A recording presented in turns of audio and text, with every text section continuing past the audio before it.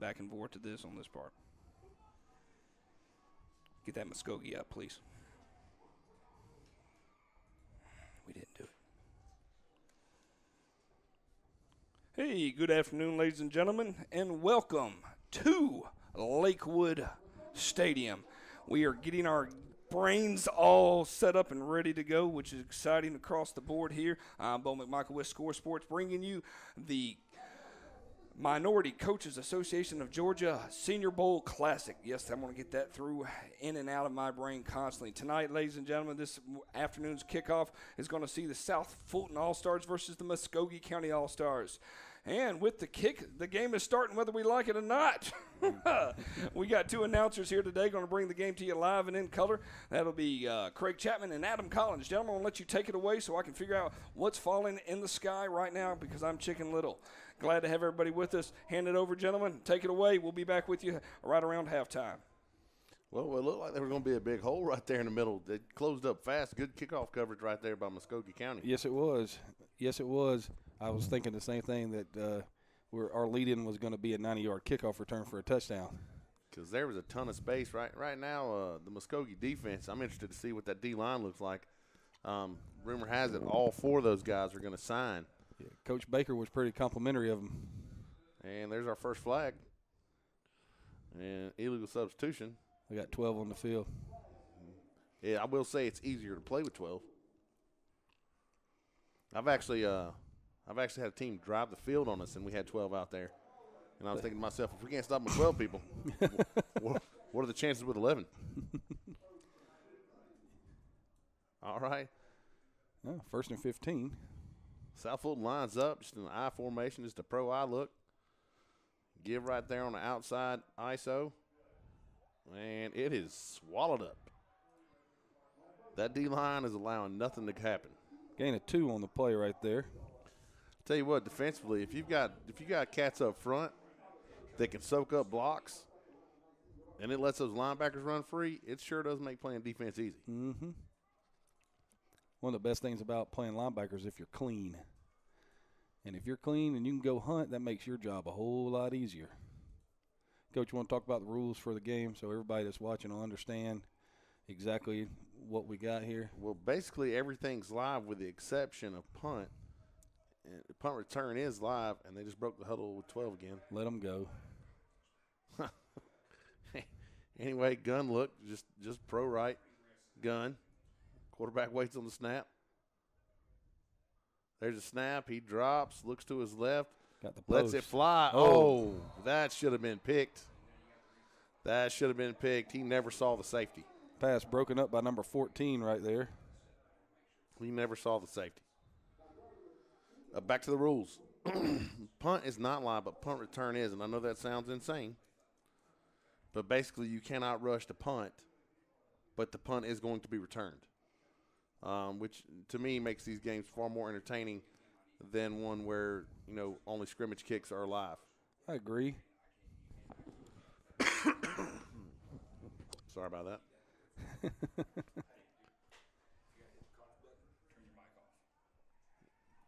I got you. Getting technical support here. Yeah. Technical support. Is that what you call it? That's what I said. All right. Looking at 3rd and long right here. That's never a good sign. Doubles look. Quarterback in the gun, back offset to his right side. Doesn't look like they're going to send any heat. I don't think you can. Motion comes from left to right. There's a snap. Quarterback almost takes a knee. Wheel route. Lets it fly down the sideline. He's got a man. He makes a man miss, and he's cleaned up right there at the end by pursuit. Like he almost knelt down trying to field that snap, which is always one of the big challenges in a game like this. To me, the center quarterback exchange is just vital. That was a 39-yard pickup on 3rd down and 13, Coach. 3rd down and 13 and 39-yard pickup? Yes. So South Fulton has new life. That doubles look again. Dance with the one I brung you, I guess. Looks like cover 3. Motion. give on the jet right there coming around the left side. Lots of holding going on. And no doing right there. Nice play made by, I believe he's a corner right there, number 21. Loss of 6 on that completion. So you get plus 39 on the second pass and minus 6 on the third. Well, they started -5 with the penalty down there the first time, so. Got them right where they want them. That's right. 39-yard play coming up. Here it is. Wrote a song about it. Want to hit? Here it go. Here it go.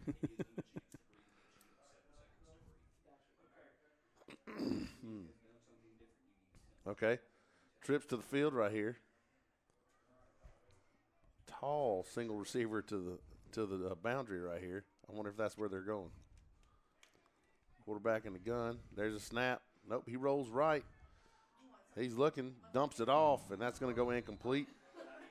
The receiver out there looked surprised that the ball came to him. Yeah, it was like, hey, why are you throwing it to me? Yeah, I'm standing here by myself. No, don't throw it to me.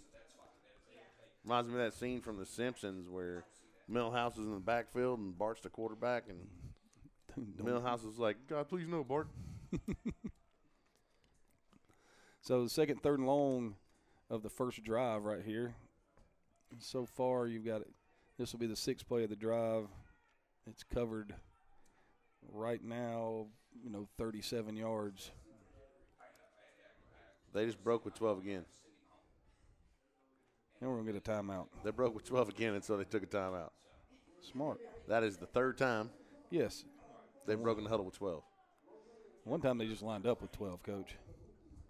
Organization has got to be. It's really tough in games like this because you're trying to communicate with people that don't necessarily know what your plan is. Whereas with your own team, you probably have personnel groupings and you have names for those things, and it's really easy because everybody knows it because you work on it 5 days a week and sometimes 6, depending if you're off or not. Yep.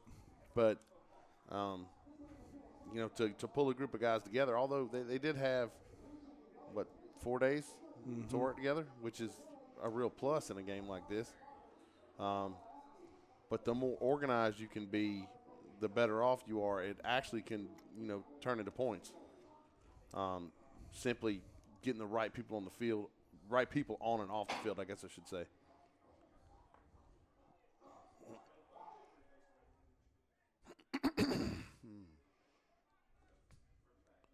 So, all right, here we go. Back to action. Trips to the field. Twins to the bottom side. Empty set. Quarterback in the gun. Here comes the rush. He's got plenty of time. Able to stand back, survey the field, pulls the ball down, comes back to his left, lets it fly, and just out of the reach right there of number Tri-Cities. I can't see. He will not turn where I can see his jersey. He's still walking. Looks like number 88. 88. Okay, there we go. Tony Gonzalez. Number 14 got his hands on it again. That guy's been kind of hot so far. Mm-hmm. So get your first punt of the game. I think we're missing some people. What, recruiting on a special teams? Never happens. That's always the thing. You got too many on for offense and can't get enough out for punting. Well, nobody wants to be on the punt team, man. Yeah, Don't you know that? Everybody's moving.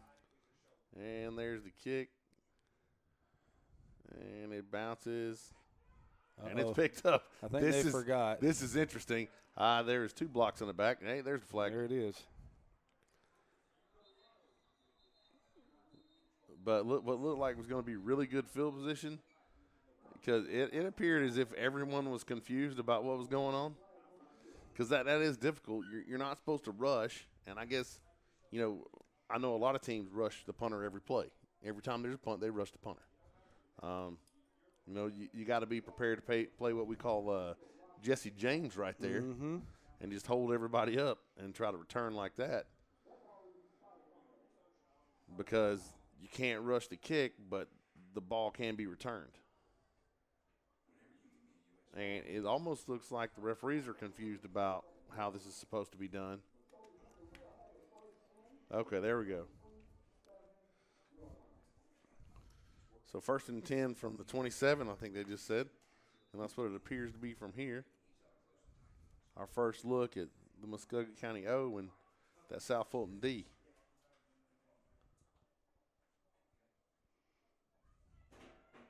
There's a snap. Give on the jet around the right side, but it is stuffed. Young man from Westlake right there stuffs that. Is that 94? It is. Nice play by number 94 for South Fulton. I don't think that Muskogee will struggle with exchanges. I noticed a lot of similar helmets up front. Yes. The entire right side from the center over is the same color as the quarterback's helmet. -3 on 1st down right there, Coach. There's a snap. Give on the zone. He cuts back to his left and can find no footing. They're going to give him that 3 yards back. Bring up 3rd down and 10.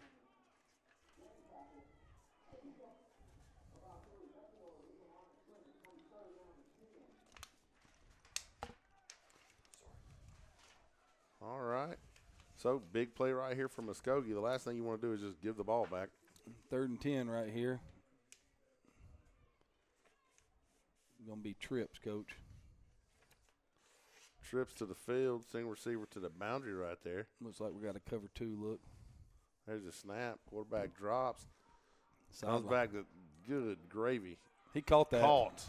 1st down. Came out of the quarterback's hand funny and just kind of flipped around in the air, but was brought down by I didn't see a number right there. It was caught by number 5. By number 5. There we go. Number 5, Caleb Bailey. 27-yard pickup for a 1st down. So doubles. There's the snap. Looks like a false start to me. They got a good jump on the right side right over here. Yeah.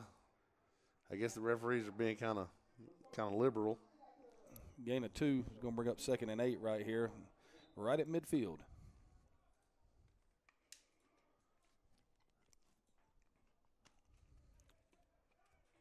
Doubles looks like going to be the choice again for Muscogee. Number 4, Jalen Joyner waiting on the snap. There it is. He drops, looks to his right, Going pumps deep. it, lets it fly. Broken up. Apparently, somebody's got the DBs have a bad case of the brick hands today, because that's the second pick there should have been that,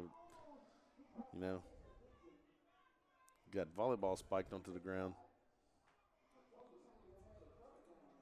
Did you see what number broke that up, Coach? That would have been a big turnover. I'm trying to see. Those black jerseys with the green numbers kind of hard to read, Coach. And then you can't see it on the back because he's got his back flap up. Yeah, everybody's jerseys rolled up. So third and 8 right here. Basically a doubles look again with that wing to the right side. Screen. They try to get him the ball and tunnel screen. He comes back through. Big pickup by number 15 right there. Jarius Thomas. Ball delivered by Jalen Joyner. Gain of 11 and another 1st down. And unfortunately, it looks like Jarius Thomas is down. He went up, and it looked like his legs were extended when he got popped. But hopefully this is a cramp or he's just shaking up. Maybe the air knocked out of him. That's what we're hoping here. This is a great game, though. I've actually been here before, and it was a really good game that time. The Minority Coaches Association of Georgia Senior Bowl Classic. We get to watch not only South Fulton play Muscogee, but later today we'll get to watch APS versus Clayton. That is true, and since we're from Clayton, so we'll try not to be biased. Yeah, that's awful difficult. Once a wild rat, always a wild rat. That's what I say. But I was looking at some of the teams, and there's some storied programs from down there in Columbus. You got Kendrick, Spencer, Carver, Hardaway, Northside, Columbus, and then of course, on the South Fulton teams that we're really familiar with. Having played in the Atlanta DeKalb region for a while. Where you got Banneker, Hateville Charter, Creekside, Westlake, who was Tri-Cities. Langston Hughes. Creekside. Yeah, I think we covered everybody. But Hateville Charter, Coach. But a lot of really good teams. Do we have a Jordan sighting on the Columbus side, on the Muscogee County? Is there a Jordan sighting? There is. That's where my father-in-law went to school. It's funny because it's Jordan, but we'll get back to that. Yep. All right, doubles look. There's snap. Thomas takes snap, drops. Seam route. Comes up and has the wherewithal to let it fly. I really thought he was going to run it right there. Looks like the ball one-hopped on him. Came up just short of his receiver.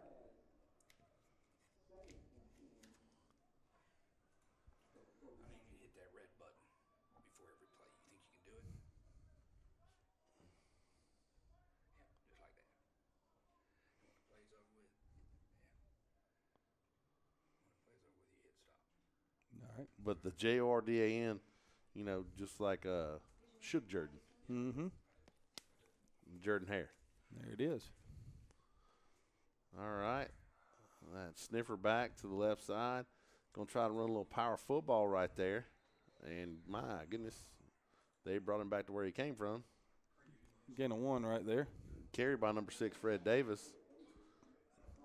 It's been tough sledding for the O-lines today. Trying to get any traction with the run game. I'm waiting on a counter. The counters have got to be coming. Yeah, they will. Got to say, this is the feeling out process. Just leave that alone. Oh, man. Trips to the boundary, single receiver to the right side. Just, I'm imagining right now that there's a snap. Jarius Thomas takes a drop, lets it fly out to his right side, has a man with a step. But that's going to be picked. He's going to bring it out of the end zone. He's coming down the left side, shakes a man. There's already a flag down. It looks like he might be going all the way, but it's coming back no matter what. Oh, he fumbled. Oh, he got it back. I mean, it bounced right back to him. Heads up play right there by number 6, Fred Davis, trying to strip the ball. But that ball intercepted by number 1, Malik Fleming. We talked about Malik pregame. Yeah, who where's he signed to? East Carolina, East Coach. Carolina. He's already signed with East Carolina. So, obviously, a baller because East Carolina is a big program. He just had a 63-yard return that's going to get wiped out. Yeah, it looks there's a flag on the 9. Actually, I would say 9 5/8. 9 5/8 yard line. So, that one's coming back. Nice return. I really thought he was going to stay in the end zone, but I was thinking, and I started going, okay, who am I kidding? Yeah. It's an all-star game. Nobody's staying in the end zone. No, sir. So that'll be half the distance from the 9, so it'll put it at about the if you walk down there and told the kid, you're going to get tackled on the 4-yard line, they'd be like, nah. If all 11 guys were standing right there, I think he still brings it out of the end zone. Yes. The chance of glory. See where they put this at. Penalty was at the 9. They're going to put it on the 4. Just inside the 5. Is my guess. Well, it's half the distance, so it should be at the 4. The 4 and 2 1/2/8. And they put it. No, they won't either. It won't be 1st and 10 from the 9. It'll be from the 4. 9 unless math has changed. All right, doubles look. Quarterback in the gun, standing in his own end zone. There's a snap. Oh, fumbles the snap in the end zone and has to dive out of the end zone onto the football. And there it is, the quarterback center exchange. We always get a chance to talk about it, how important it is. It's not anywhere more important than when you're backed up to your own goal line. Now you went from, bad field position to worse field position, and you lost it down. And I've seen teams get a lot of flack. I've been part of teams that got a lot of flack about staying in the gun, in the red zone, as well as in the green zone. Because I like to think of the 20 going in as being the green zone as opposed to the red zone. And the red zone is actually coming out of the end zone. Yes. That's where you can. And now we're under center in the eye. And just a pro right, and there it is, ISO. And gain of 2. Defense closes quickly.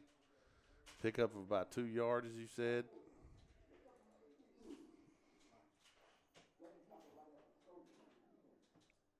I'm just going to bring up third down. Is that and number 11. 8 or number 9 on the quarterback? Number 9.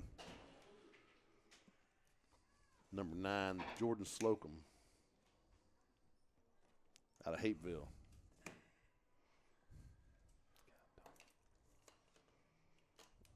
Here we go.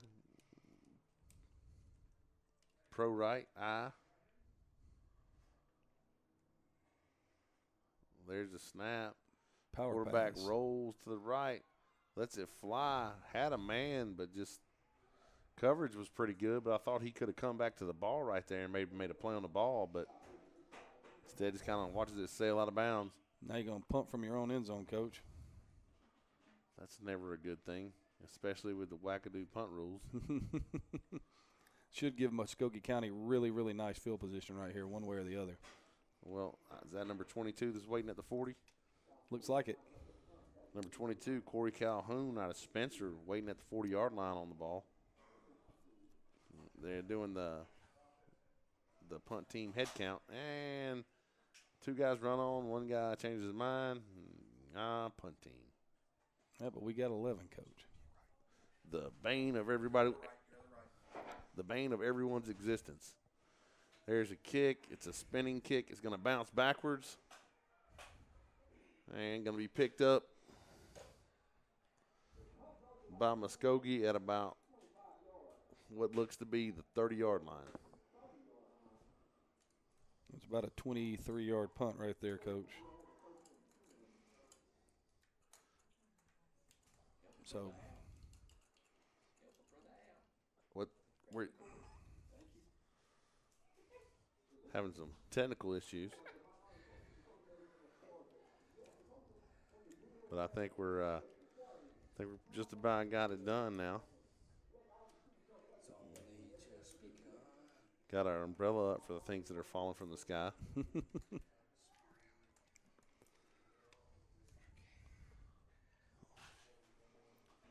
All right, sniffer look again, a little power football. Gonna just throw it up in there. I think that was number 11 on the carry.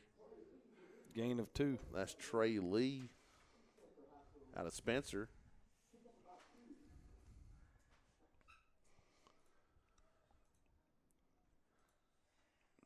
These were both pretty good games the last time I was here. If I'm not mistaken, last time I was here, we did this on Martin Luther King Jr. Day. Now, trip set to the field. Quarterback in the gun. Thomas takes a snap. Speed out. Lets it fly to the left side down the sideline. And that looked like an old school wrestling boot scoot right there when he caught the ball. Gain of 12 right there on the first down. And they're not wasting any time getting reset. Doubles look for Muscogee. There's a snap. Quick give up the gut. Looks like it's going to pick up 3. That carry again by number 11, Trey Lee.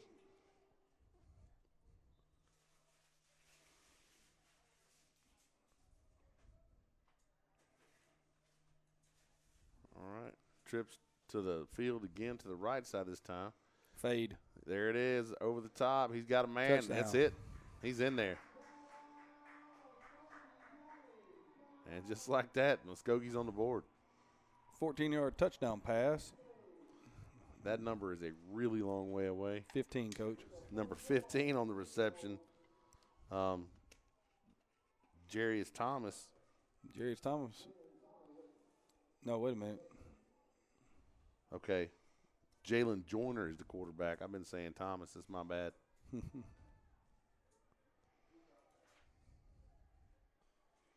I got my Are we going to kick this thing? I would think so. Somebody drafting a kicker. It's anything like kicking it at my place, and there's a million people that swear they can kick. Everybody wants to try. The first day we say who can kick, there's 45 people that line up saying they can kick. Mm-hmm. But this is supposed to be live, so. I don't think it's going to be. No, there's certainly not a lot of posture there, is there? No. Okay. You got it. Yeah. Yeah, because that ball kind of blooped back there, and deep snapping is an art. It's a very seldom thought of skill until you get a punt or an extra point blocked, and then your thoughts are give me a snap. Mm-hmm. So with 1:46 left in the first quarter, Muscogee County 7, South Fulton 0. But this could be the great equalizer right here in this All-Star game with the live kickoff kick return. Yes. And we saw the hole that there was last time on the South Fulton side. If they had set up their blocks a little bit better up front, I mean, there was a huge amount of space. I really thought that he had a chance, but then the middle just closed. It's been a pretty well played first half or first quarter so far. With 1:46 left, it's 7-0 Muscogee County. And, you know, it's funny that they threw the interception, but that interception actually led them to the field position that allowed them to score the touchdown. Yes. It's a shame because there was a 63-yard return on that interception too. Number 12, Xavier Clark, lined up to kick for Muscogee. Is that number 1 deep right there? That looks like a single digit, doesn't it? Yeah. I think that's Malik Fleming deep for South Fulton. And we say we think because neither one of us can see, and we're on the space shuttle, you know, looking at this game. So we do have a great vantage point, but numbers are difficult. Oh, a spiraling kick, going to be picked up at about the 5-yard line. He's going to try to cut back, but Fleming just gets run out of bounds, and it was indeed Fleming with the ball. He gets run out of bounds at the 8-yard line. Yes, it is. One of the interesting things about kickoff today, and we were told this before the game started, you know, we're trying to get our bearings as far as the rules go for it. Because the rules for the regular game are usually pretty simple. You know, you have things like you can't blitz. You can only play cover 2, 3, or 0. You have to have an even man front. You know, basically you can't cover the center. But the addition to the kicking game rules were they're going to allow them to bring it out of the end zone. So if the ball is kicked into the end zone, they can still bring it out. Here comes South Fulton. Doubles look. Quarterback in the gun. There's a snap. Quick give around the right side. A little stretch action. And no, sir. That Muscogee D is quick. Doesn't look like you want to run wide on them. No, sir. I don't think you do. But that's that D-line again, getting good push. Not allowing for gaps to, you know, they're maintaining gap integrity, Coach. That is a word. Yeah, just look really sound up front.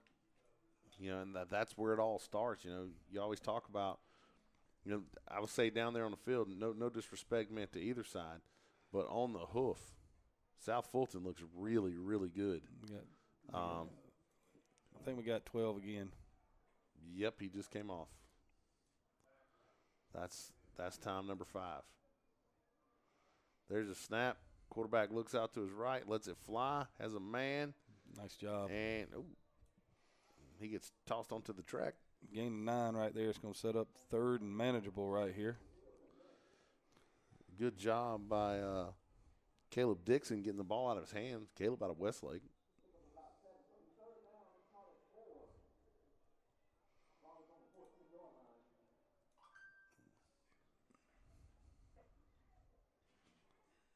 That's a long way to run every play. It is. But you don't exactly have time to teach signals, you know. Wristbands, that's what they were made for. All right. Doubles look. Nobody's covering this guy in the slot. Oh, my word. He's all by himself. They're still not going to cover. Nobody's even over. They're going to bring that guy. They're running somebody over there now. Quarterback takes off. He's got some wheels. There he goes down the right side. I believe that's Caleb Dixon on the carry. It is. He's going to call his own number. Pick up a first down. keep the drive alive. Tell you what, that's one of my favorite things for the quarterback to do is run everybody off, and then you run off. Mm-hmm. That's the Mario Fannin offense. We're going to get 5 wide right here, and everybody's going to run a go route, and we're going to let Mario pick the hole he wants to run in. It's pretty reliable if you've got a guy that can do it. Yeah, if you got one of those guys that everybody fears, that you're either going to have somebody wide open because everybody's staring in the backfield at the quarterback, or you're going to get cheap yardage. Basically, is what I'm talking about. Doubles look, gun, that little bullet look, they're right at the gut. And again, man, the closing speed, fast. The closing speed. There was a nice hole over the left side where I really thought it was opened up, and man, that Muscogee D just closes so quickly. But in regards to this, Coach, let's just be honest. As a first down play, they just gained 3 yards on first down. Oh yeah, I'm happy with that. And they have been negative in the first down.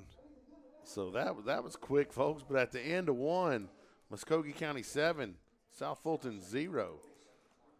Here coming live to you from the Minority Coaches Association of Georgia Senior Bowl Classic. Game 1 of 2, Muscogee County versus South Fulton.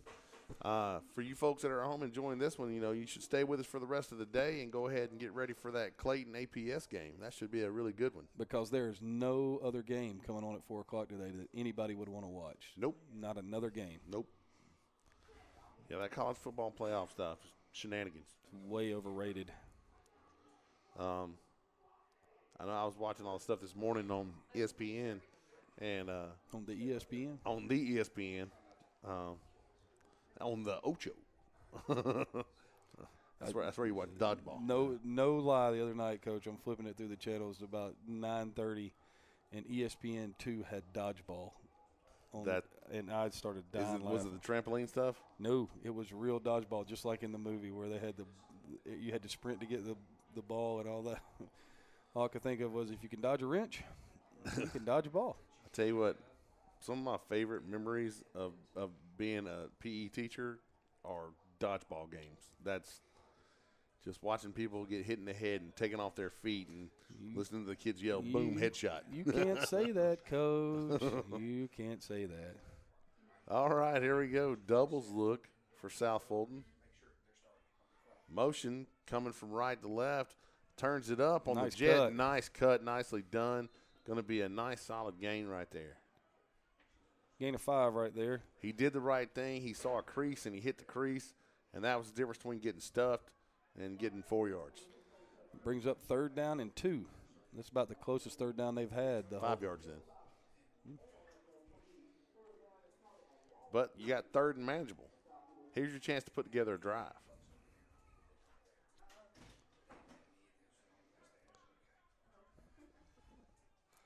So what do you think right here? What you got on 3rd and 2? 3rd and 2, and they're going to get in the pro set and just pound it. That's what Coach Gordon is a pro set guy. ISO right here, Coach? That would be my guess. There's a snap. Ran power. Running off the right side. And that's a great run. Where they're spotting it, it should be a 1st down. He got it. But again, the whole defense was just standing there waiting on him. Wow. Nice effort right there. It was 3rd and 2, and he got 2.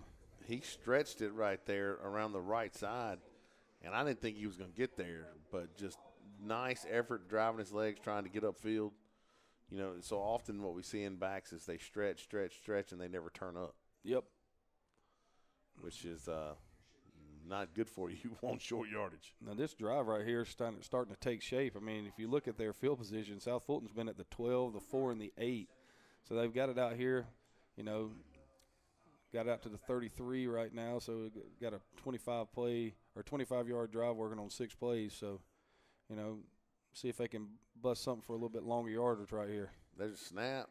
Quarterback pulls it around the left side. And there it goes is. Right down the middle. And he is dangerous. Yes, sir. And, again, that's Caleb Dixon on the carry. I mean, he came around that edge quick, fast, and in a hurry. Caleb Dixon with 18 and another 1st down. And this is not South Fulton playing on a short field. This is them driving the field. Where did this drive start? Started at the 8-yard line. Okay, so you know, you put together a 92-yard drive, you can really feel good about things. Right now, it's 7 plays so far, so you got a chance to eat up some time right here. It'll be interesting to see if they go back to that same look. Dixon in the gun, waiting on the snap.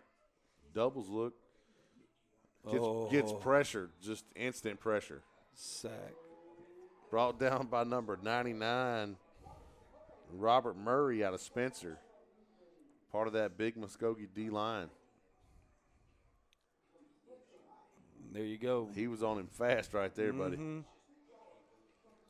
And I hate to say this, but what was looking as a promising drive, sitting at 1st and 10 after you've gone from your own 8 to the 49, and now you lose 5 on first down, and, you know, you're back in that same situation again of, you know, you got to overcome your own mistake, you know. It's really hard to be methodical when you have errors like that, because that's an error. See, like, they just didn't block it.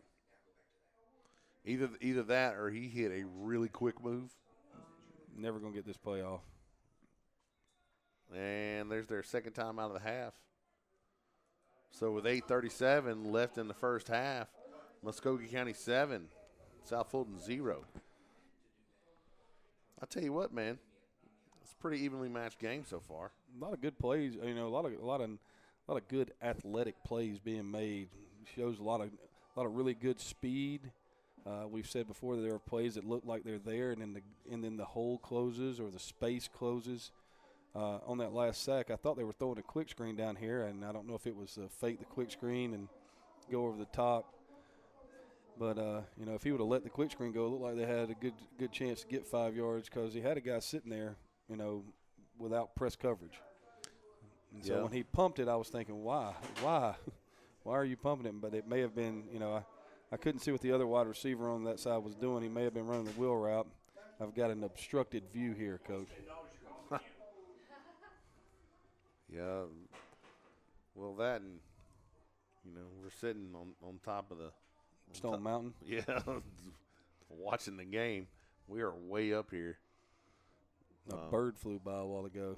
Not a bird, it was actually a plane, but yeah. Okay. All right, here we go. 2nd and 15.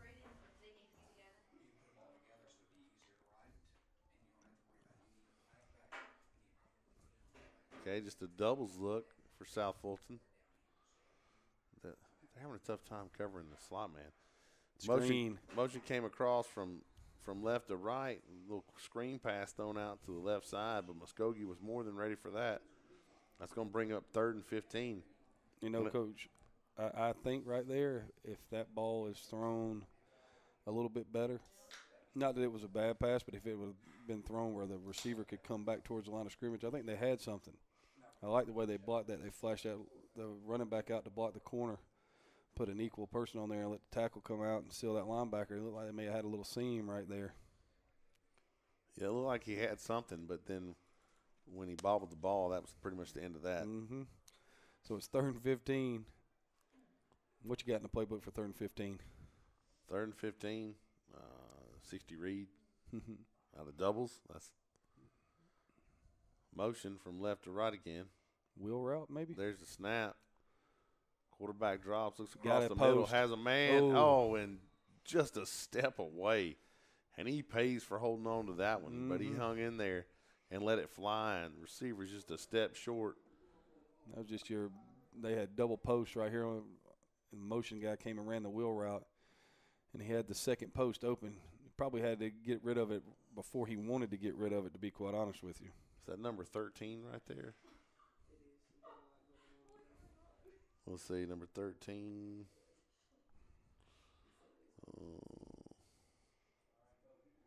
No, I was talking about the receiver for South Fulton. Let's see, back to return for Muscogee. If he'll turn and show me his number. That's a short kick. It's going to take a hop. Gets a good South Fulton roll. Number 18 from Muscogee was flirting with disaster right there. 43-yard punt right there, Coach. It's one of those deals where he's standing around the pile watching the ball roll. It looked like it might could have hit him. I wish I would have counted how far that thing rolled. Well, on the average, it'll roll 17.4 yards, Coach. That's right. Thank you, Scott Warner. As the coach, that you're standing there, you're going to catch the ball. Please. Catch the ball. It always seems like they try to do whatever the opposite of what you say is. If you're like, just let it drop. If you have any doubt, just let it drop. And if you say you have to catch this one, they let it drop. Sniffer look. My goodness. Offensive line for Muscogee looked like a sieve right there. I think that was supposed to be some version of the zone read. Yeah, because it looked like everybody went right for the offensive line, and then the back cut back left where there was nobody.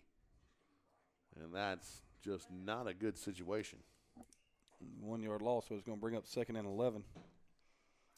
Now, it's interesting watching this. I know that they have certain stipulations on the defense, but that last down, they didn't really cover the slot again. Quarterback drops, rolls out to his right, got a man wide open. There he goes down the sideline. Looks like he's about to break a tackle. Eventually brought down by Malik Fleming. 16 yards and a first down right there.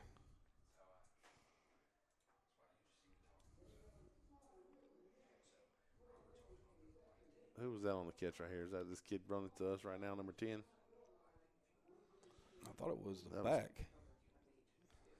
Was it? There's a snap. Give off the right side. Oh, we found some room right there. That's the thing about the run game. If you can just keep going, if you can just stay true to what you do and keep pounding that run game, not only will your counters show up, but the later you get in the first half and then late third quarter, you really start to see those runs develop because the D-line just gets tired. Right now, both teams have 4 first downs. Basically, the only difference right now is the score. Quarterback in the gun, doubles. There's a snap, lets it fly. That was a dangerous pass. Tried to work the speed out concept over there. I really thought that one had a chance to get snagged by the wrong side there. It's going to bring up 3rd down and 6. Be interesting to see. I haven't seen a screen look out of Muscogee yet outside of the tunnel screen. I wonder if they got a screen to the back. I would be willing to bet you they do. There's a snap. Quarterback drops. Speed out. And it's thrown and caught. It's going – okay, now here comes a decision. Caught for 4 yards right there. 4th and what is that, 2? Mm-hmm. 4th and a long 2. Yeah, it's a long 2. Looks like they're thinking about it. Tell you what, you haven't had a run. What do most of their runs look like? You've been keeping track of that. Yeah, the longest run is 4. Okay, and that was the last run they just had. What you got? 3, 3, 2, 1, 2, 3, -1, 4? Minus 2 was the first one. But they're going to go for it. Yeah, I might gamble right here. See if they try to draw them all sides. They're going to call timeout. Might want to talk about this one. I know Coach Woolridge might want to. Okay, he changed his mind. Somebody on the sideline was like, "Hey, Coach, there's 5 minutes left. We can get the ball back. Kick it to him." But you're protecting a 7-point lead. Going into half, you deferred, so you're going to get the ball back. Mm-hmm. What you don't want to do is give South Fulton the short field. And momentum. Yes. I mean, if you look at it, games change on block punts. Games change on, failed 4th down conversions. Now, turnovers always change games, but, if you look at this game, the game changed in a positive for Muscogee County on their turnover because of a penalty. So, we got all kind of, different things working there. Yeah, what would have been a short field for South Fulton turned into 3 and out in a short field for. Mm-hmm. All right, we're going to punt this thing from the 37.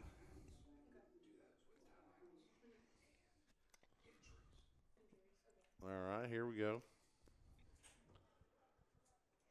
There's a snap. Oh, my word.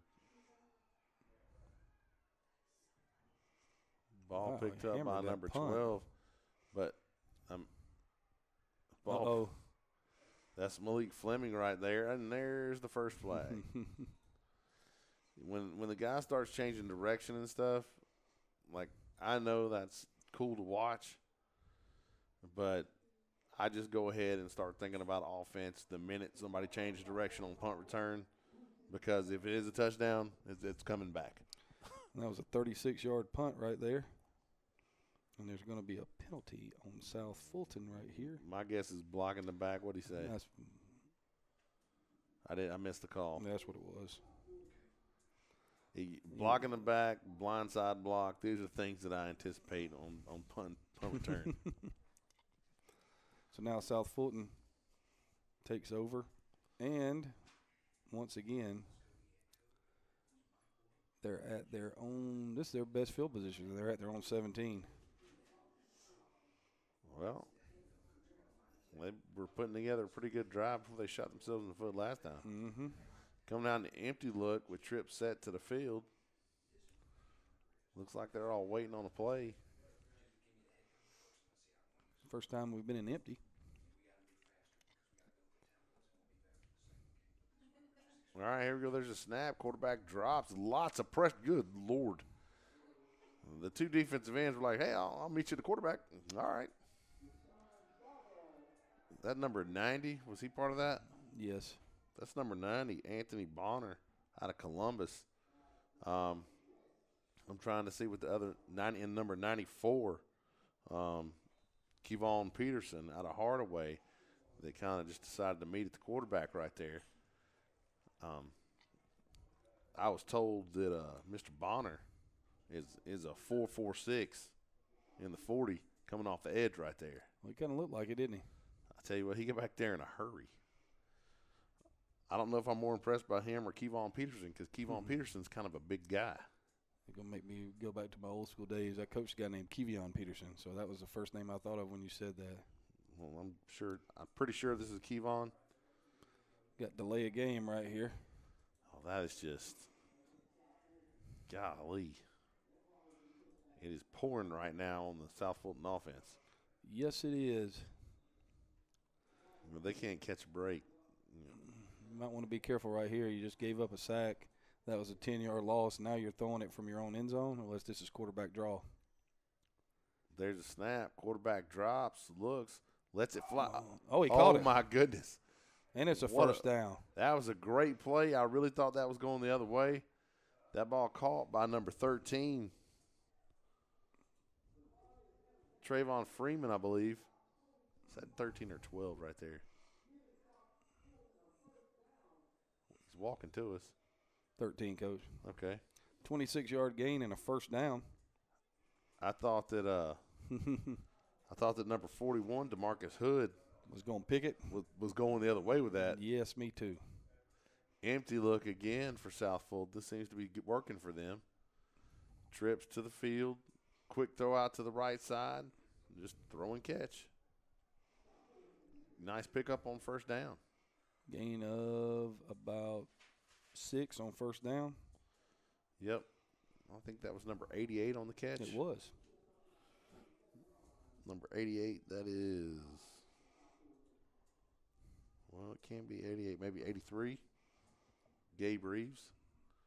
Nope, he's not from Westlake. Sorry, buddy, I'm having a hard time with your numbers right there. 83. It was 83? Yes.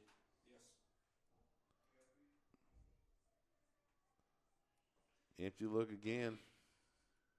Quarterback in the gun. Lets it fly out to the right-hand side again. He's just taking what they'll give him. That's all he's doing. Another first down. Smart football. Another 6-yard gain.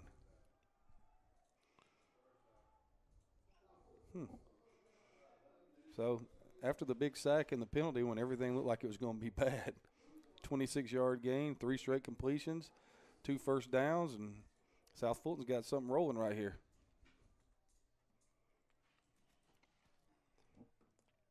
Staying in this empty look. Yeah, it seems to be pretty good to them right now.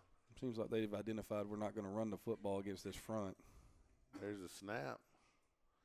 And there it is. See, I thought he should have kept running. Yeah. And it looked like the ball came out. It did come out. And it was number 94 that caused all the havoc. So far, Kevon Peterson having a pretty big day. Coach Baker, true to his word here, this D-line has been a force.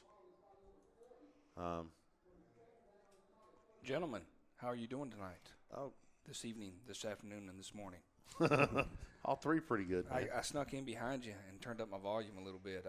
Wanted to tell everybody that during halftime we will go away for roughly about 5 minutes to acquire some stats, take a breather, eat some food, and get back into action. And we'll come back in towards the end of half to talk a little bit about the first half analysis. Quarterback draw right here. Well, I got a face mask. We got a gain of 5 too. It's amazing how intense these coaches take these two games. I mean, it is, man. You got walkie-talkies up here. The second game, they're rolling in instant replay. They want to be able to review the play after the play. Muscogee won last year 17-14, or they won in overtime. So it's definitely wanting to see that pride of that county to say, hey, we're going to continue to win here. And just be honest, a lot of these guys know each other. You don't want to lose to your friend. No. There's a snap. Quarterback drops. Hello. Oh. I'm pretty sure that's Kevon Peterson right there on the play. Golly, that guy's killing him. Who else was in there right there? Is that number 98? Yes. Number 98, Devontae Fanning. Devontae Fanning says, feed him. Mm-hmm. I feel you, big fella. Well, there's one thing about it. You can go empty. But if you're going to try to hold the football and throw it deep down the field with this front, you're going to be in trouble. No, you should go empty and get on the move. Go empty and run the quarterback, but don't go empty and stand there. No, because if you do it, you're a sitting duck. You're an immobile target. Yeah, you know, like shooting fish in a barrel for the D-line right here. And the quarterbacks at halftime are going to be requesting a 12th man to block. Well, the thing is there's a good chance that number 90 is faster than any quarterback they'll put out there. That's frightening. So it looks like we're going to get a punt right here. With 51 seconds left in the half, Muscogee protecting the 7-point lead, getting ready to get the ball back. If I'm not mistaken, that's number 22, Corey Calhoun, back deep for Muscogee. There's a low spinning kick. He's caught on the run, and he just kind of runs out of bounds. But he went forward. That was a 30-yard punt. Uh-oh. And a 5-yard return. And here we go. Come on, fellas.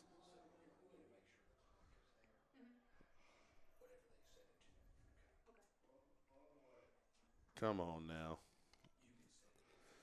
You know, it's – he got to 41 seconds before half before he had it, Coach.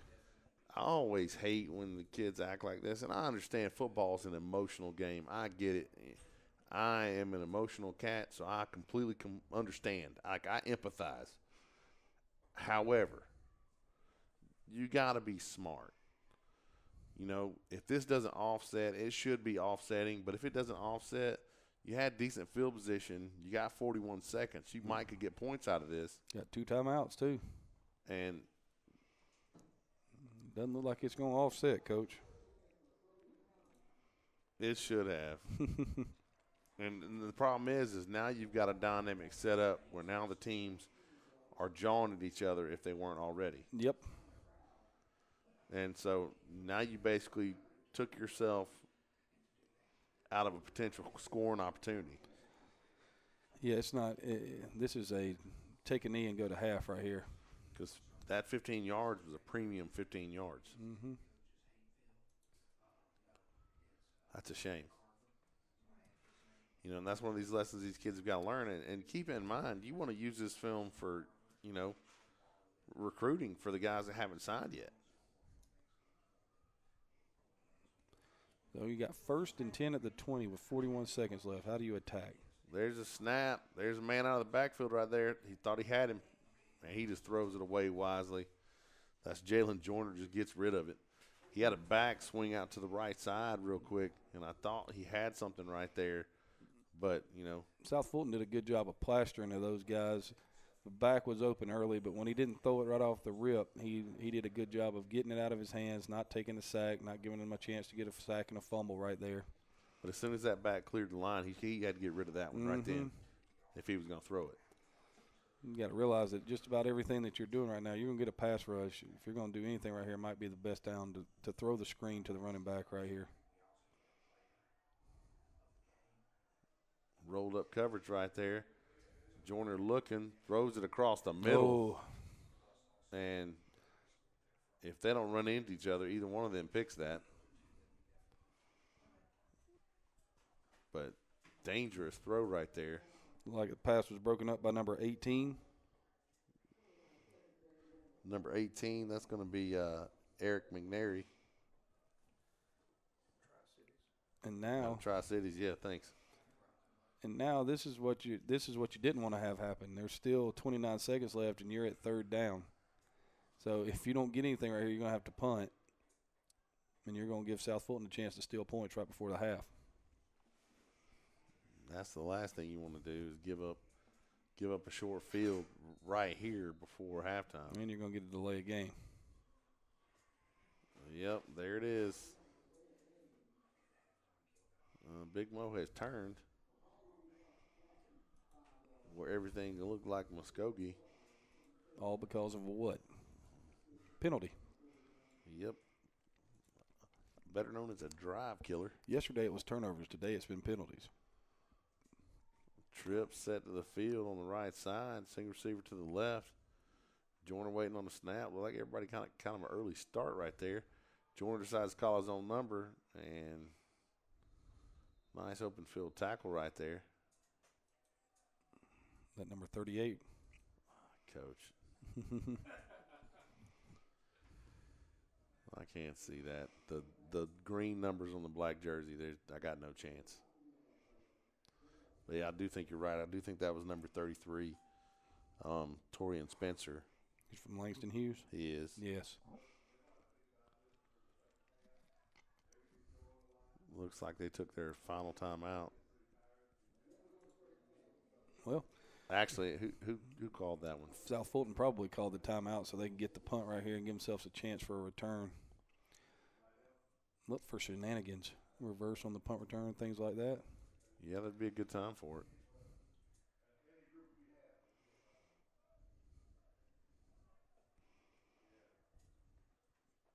The first punt for Muscogee was 36 yards, but the snap was horrendous. You said it, I didn't. I was going to say left a lot to be desired. I mean, Xavier Clark was back there dribbling the ball, trying to pick it up, chased it around. If there had been any rush at all, you know. Well, they actually had a guy come through, and the referee was yelling at him, "Don't block it, don't block it, don't block it." Yeah. Malik Fleming deep for South Fulton. Mr. Clark goes up the field that one, and he wisely angles it. Out of bounds. Out of bounds. Very wise. Nicely done. 32-yard punt. No return right there. That is the key. And you've got 8 seconds. Mm-hmm. You basically have time for one long play. So you're going to get the Big Ben right if you can get it off right here. The only thing that really did was it helped the field position for this half for the South Fulton team. I might go with a screen here. Something on the interior. See if you can get it out and get somebody blocking and then split a seam and outrun to the end zone. Maybe get lucky. I mean, that's what you're hoping for right here. Shallow cross and from the two receiver side and let these three guys throw a block and let's go. Something. You got to have something. I mean, you're going to have to pop something right here. It's not going to be, throw and catch. You don't have time for that. There's snap, quarterback drops, lots of heat right there, and they are. There he is. Oh, my Lord, he's wide open in the end zone. And quarterback gets run out of bounds. That's Caleb Dixon on the carry. Gain of 11. to end the first half. Well, at the end of the first half, 7-0 Muscogee. We got a pretty good ball game right here, Coach. It's not bad. I enjoyed it. You know, I see they trying to get the 1 second rule from Alabama and Auburn put back in right here. I'm not sure what they're talking about. Saying he ran out of bounds before the end of the half. Okay. Well, there it is. I mean, outside of Colquitt County, I've never seen anybody put time back on the clock like that at the request of a coach. Yikes. I'll tell you what, I've been part of a number of games where there's obvious clock errors and nobody fixes them. Yes. So, well, so far, a really good start here to the Minority Coaches Association Senior Bowl Classic. This first game, South Fulton versus Muscogee County has been pretty evenly matched, I thought. I know after halftime we'll talk about some stats. But until then, folks, we'll be back soon.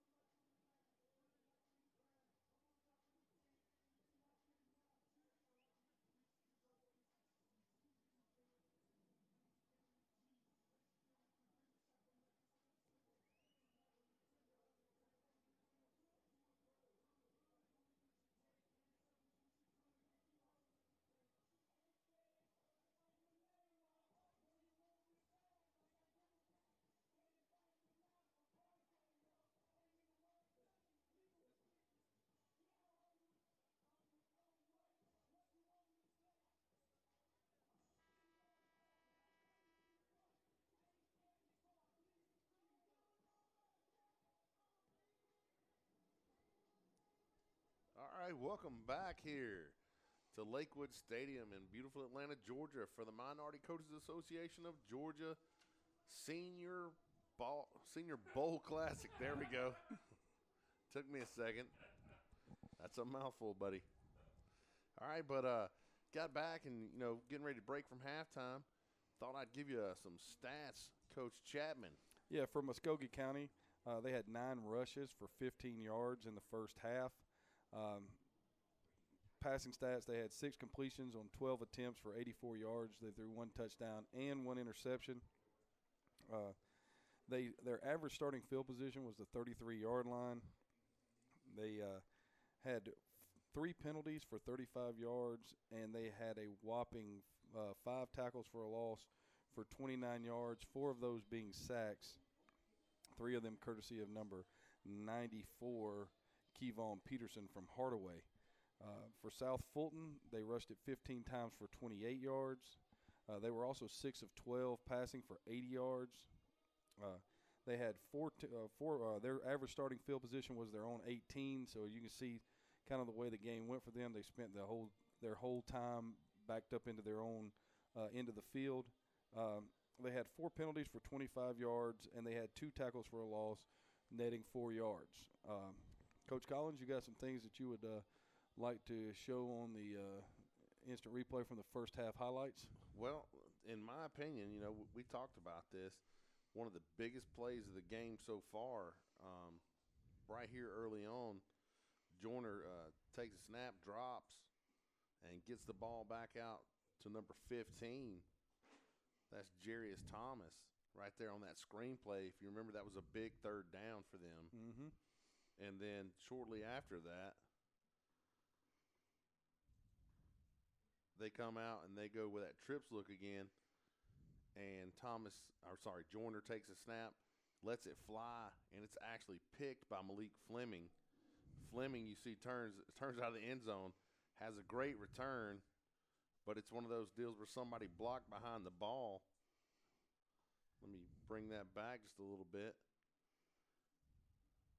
Here it is. The guy's behind him. Well, crap almighty. There it is. I knew I saw it. There it is. Just clips him right in the back. If you can see right there, my best John Madden, right there, he just nails him in the back. And I don't think the guy would have caught him. But what happens is then you get this big return by Fleming, who cuts back and makes all these amazing moves and proves, why he's going to East Carolina.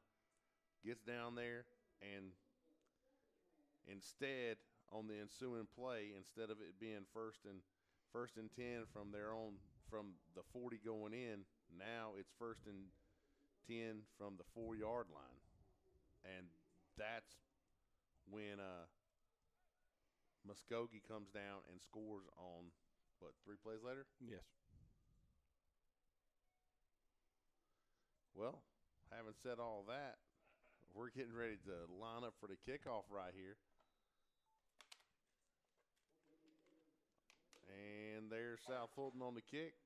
And that's a booming kick. That was a great kick right there. We were told that guy was hurt.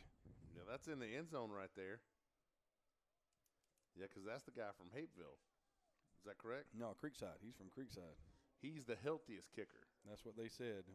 They said he's not healthy, but he's the healthiest one. I think maybe that guy's got a soccer background. Well, he hammered that thing. It was high and deep into the end zone. I was about to say, because he thumped that one.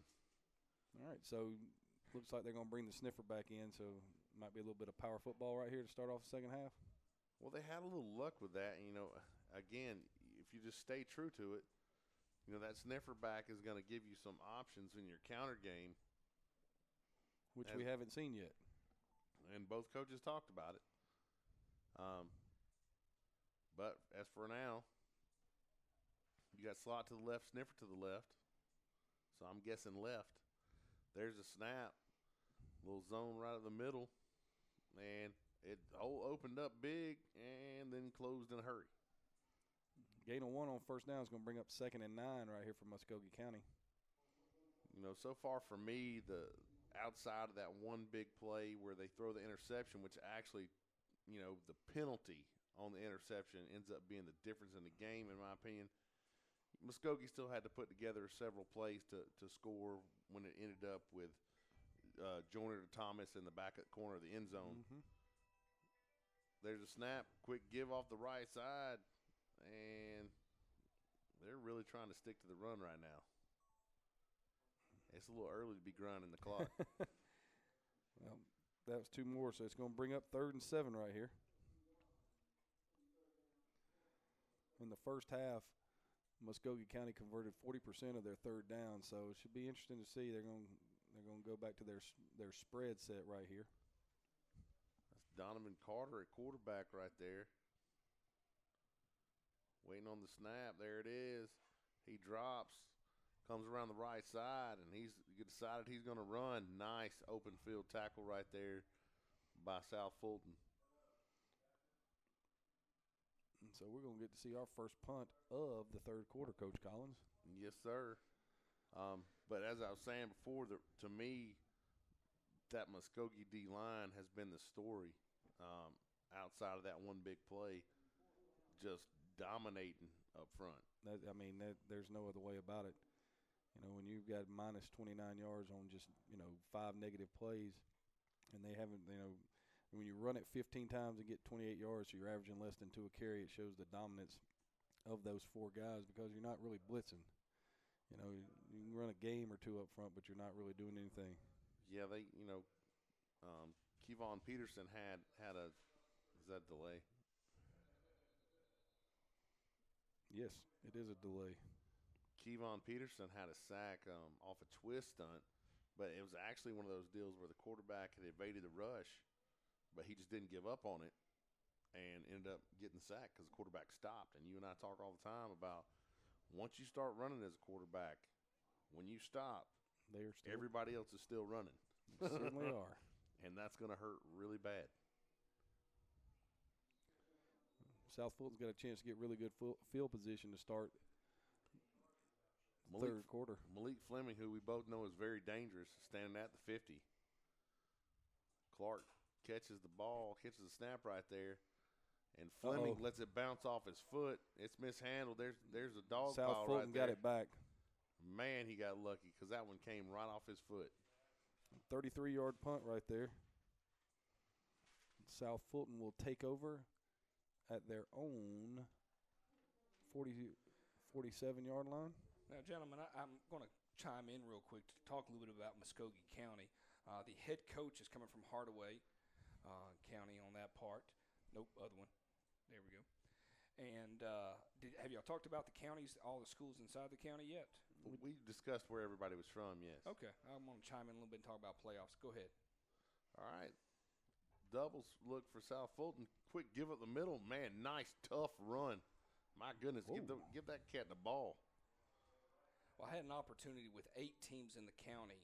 4 made the playoffs this year, which is really amazing. From a winning percentage-wise, this county is really at 41% winning percentage. They had 35 wins, 50 losses, had 88, pretty much 85 games overall-wise. Hardaway, Spencer, Carver, Columbus, and Columbus, all 4 teams made the playoffs. Doubles look again. Motion coming from left to right. End up giving on the zone, and there he goes. They took my advice. They gave that cat the ball again. I'm trying to catch a number right here, but his jersey's all scrunched up. Where's he from, Banneker? Is that the silver helmet? Yes, that is. It's the silver. And the next time South Fulton gets the ball, I'll talk a little bit about South Fulton and their success this past year from an overall area perspective. And I'll leave y'all to your game so you don't leave me alone. I'm still trying to see what that kid's number is. He's running that thing. 14. Thank you very much. There's a snap. Uh-oh. Yeah. Somebody zigged where they should have zagged on that one. Yeah, you can't have a mistake in the backfield against this defensive line. No, sir. That was Jashari Anderson who carried on those early 2 carries. I think Mr. Anderson or the quarterback won. Somebody went the wrong way on that one. And that wrong way cost them 3 yards and puts them at 2nd and 13. And right now, Coach, this is just about their, deepest penetration into Muscogee County territory. That's Caleb Dixon at quarterback right there for South Fulton. But that D-line, man, it's just the pressure. Yes. And there's some big cats too, buddy. Got another delay. My goodness, the penalties today. And now you go from bad to worse. Mm-hmm. You have a negative play, which looked like a miscommunication, and then you have, in my opinion, what is an organizational penalty. Yep. 2nd and 18 now. You don't want to be holding the ball with this. There's a snap, quarterback draw. He just lets it go out to the right side. Oh, man. I thought he was going to catch that. I thought he got both hands on it. I tell you what, if Caleb Dixon gives a little air up underneath that ball, I think he might still be running. Pass broken up by number 7 right there. Ian Rome from Columbus. I like his name, considering that's my name. Ian Rome from Columbus? Yes. Think he gets confused? Maybe. And it's 3rd and long. Here comes Kevon Peterson. I was wondering if anybody else saw that. Tell you what. The quarterback knows he's in the game. Yep, get the ball out of your hand, kid. Right now. There's a snap, hard push. There's a little screen action, and he was out in the open and had a real shot at making a big play right there. Kid from Westlake, I'm trying to see a number. I still can't see that. 20, thank you. Number 20, Christian Davis from Westlake High School. One of my favorite players from Westlake. Yeah. Mr. Cam Newton. Yes, he's an Auburn fan. That's right. There are good years and bad years. It was a good first half yesterday. I know that much. It's about time. We've been storing those points up all season. Well, best way to use them is when everybody's watching. There's a snap and what looks to be a rather short kick. It takes a good roll. About a 27-yard punt right there. And it's going to be 1st and 10 for Muscogee from their own 20. Where'd they mark this ball at? Pretty sure it's on the 20-yard line. Let's see. There's lots of people wandering around like they're not sure where they're going. Yeah. Yeah. I'm waiting to hear the yeah. So it is 1st and 10 from the 20.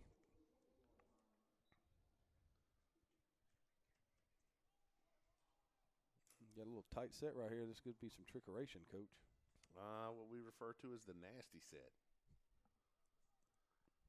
There's a snap. Smash. Joyner drops. Gets it out to the left side. Oh. Hello. They're going to call a penalty on that. That was a heck of a tackle.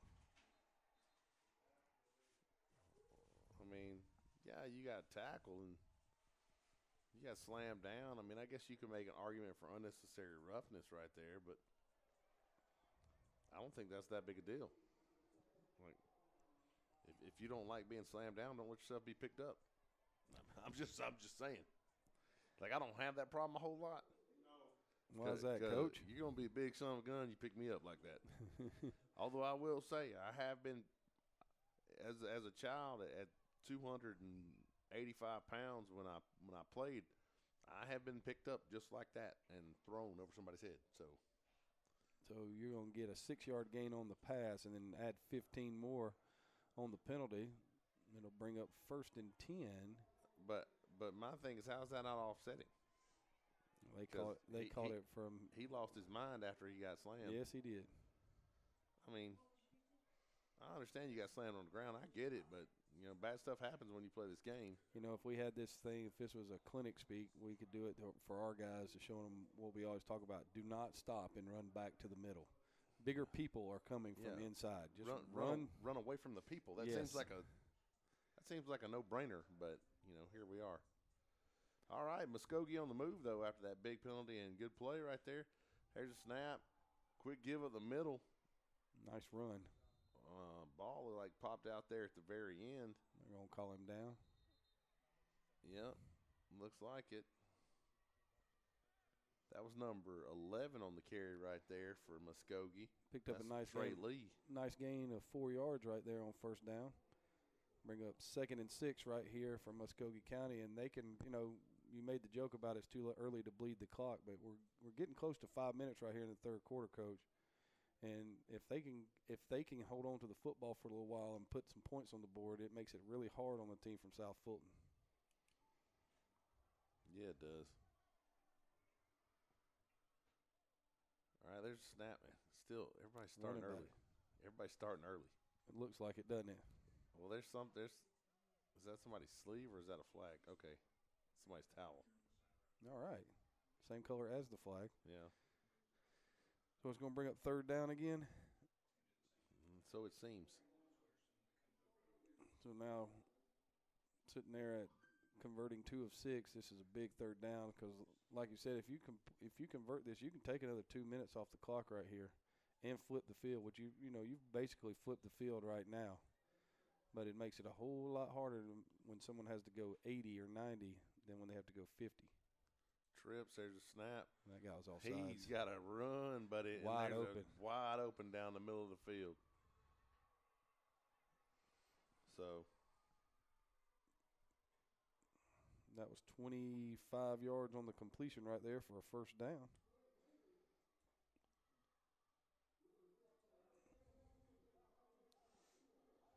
That's a huge play right there for Muscogee. Yeah, you take a 3rd and 6. You gain 25 on that. Move it right on down the field. There's a snap. Quick give it the middle right there. That cat right there from Langston Hughes is playing. Yeah, that was Trey Lee. Stopped by number 32. Number 32, Calvin White. Quarterback in the gun, doubles. Joyner waiting on the snap. There it is. Quick give to Lee. Lee starts right but comes back left. Man. Yes, sir. Great job staying up. Oh, late hit. Late hit. A penalty yet again. So after a 1 yard gain, it looks like you're going to get 15 more. I tell you what, man. Right now, penalties have been the name of the game. Yes, and they've really killed South Fulton. We did a game yesterday, and the big thing was turnovers. In particular, red zone turnovers. Yes. But today, they've done a pretty good job. The times that the ball has come out, that there's been a fumble, it's kind of bounced back. But, okay, here we go. Trips into the boundary. Quarterback run up top. Zone down here. Quarterback shallow. Drops, looks, lets it fly. I don't understand that one. I can't believe they're going to call pass interference on this. That was a really nice play. Again, penalties. What are we at? 45 yards in penalties right here? On this drive alone? Well, this one will be half the distance because of it's inside the 30. But, yeah, if we were just going off of straight penalty numbers. So they're going to call that a half the distance. So they're at the 17, should go to about the 8.5. So that actually comes out to about a 9-yard penalty right there, Coach. So right now, 39-yard penalty. 39 yards in penalties on this drive for South Fulton. And now you go back to your sniffer back. It's 1st and goal. And this is the first trip for anybody inside the red zone. And here we go. Sniffer back off to the right, slot to the left. Quarterback in the gun. Give on the zone.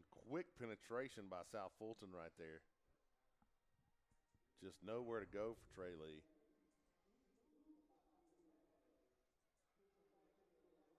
So, this would be a great place for South Fulton to kind of bow their backs right here. I'm looking right now for Muscogee to throw the wide receiver screen. Well, I'm thinking they're either going to Cameron Venice. I'm guessing that's how you say it, Venice. Yeah. We're gonna go with Venice, like Hennessy. Yeah. Well, he was the one that caught the touchdown pass in the first half. He was. Mm-hmm. There's quarterback on the run. Joyner's on the move, and he's going to get out of bounds at about the 5-yard line. And that's going to be enough for a first down. Nope. Well, is it? Indeed, sir, it is. So now it's Muscogee first and goal from about the 5. Well, it is a first down. There we go. And the way they've been running the ball, if they've got 4 downs to do it, I think they get in. Be interesting to see what they attack with right here. Every time they put the sniffer back in, they've gotten smashed for 2 yards. And they've been much more effective running out of this. Trips into the boundary. Back offset to the left side. Quarterback. Joyner just takes off. Hello. Oh. Golly. He spun and got a mouthful of linebacker right there. You might not want to do that when you're inside the pocket. My goodness. It's going to bring up second goal from the 4. Yeah, you better be careful spinning like that. We get a number on that guy?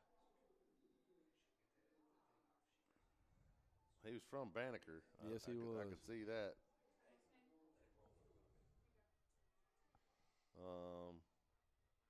Maybe Drayquan Eason.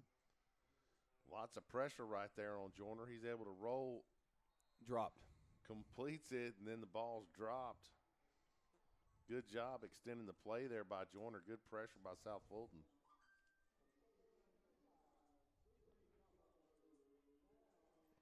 Third and 3. I tell you what, man, Mike should have just run the ball. I know one thing. If they're not supposed to be blitzing, somebody's getting heated up in there. Well, either that or this defensive end on our side is getting the greatest jump off the ball in the history of the world. That's a possibility. That was a tough spot to play, that offensive tackle. There's motion from right to left. There he is all by himself. He's in there again. That's his second one of the day. Yes, sir. Cameron Venice.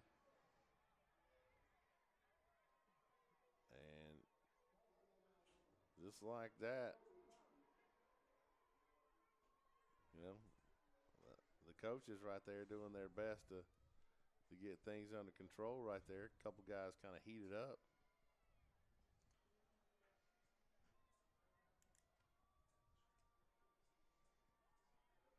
Yeah, this game got a chance to get interesting in the fourth quarter if they, if they do if it gets out of hand. All right, they're going to line up to kick. They won't receive any pressure right here. See what kind of snap we get. And it's a fieldable snap. And Xavier Clark punches it through.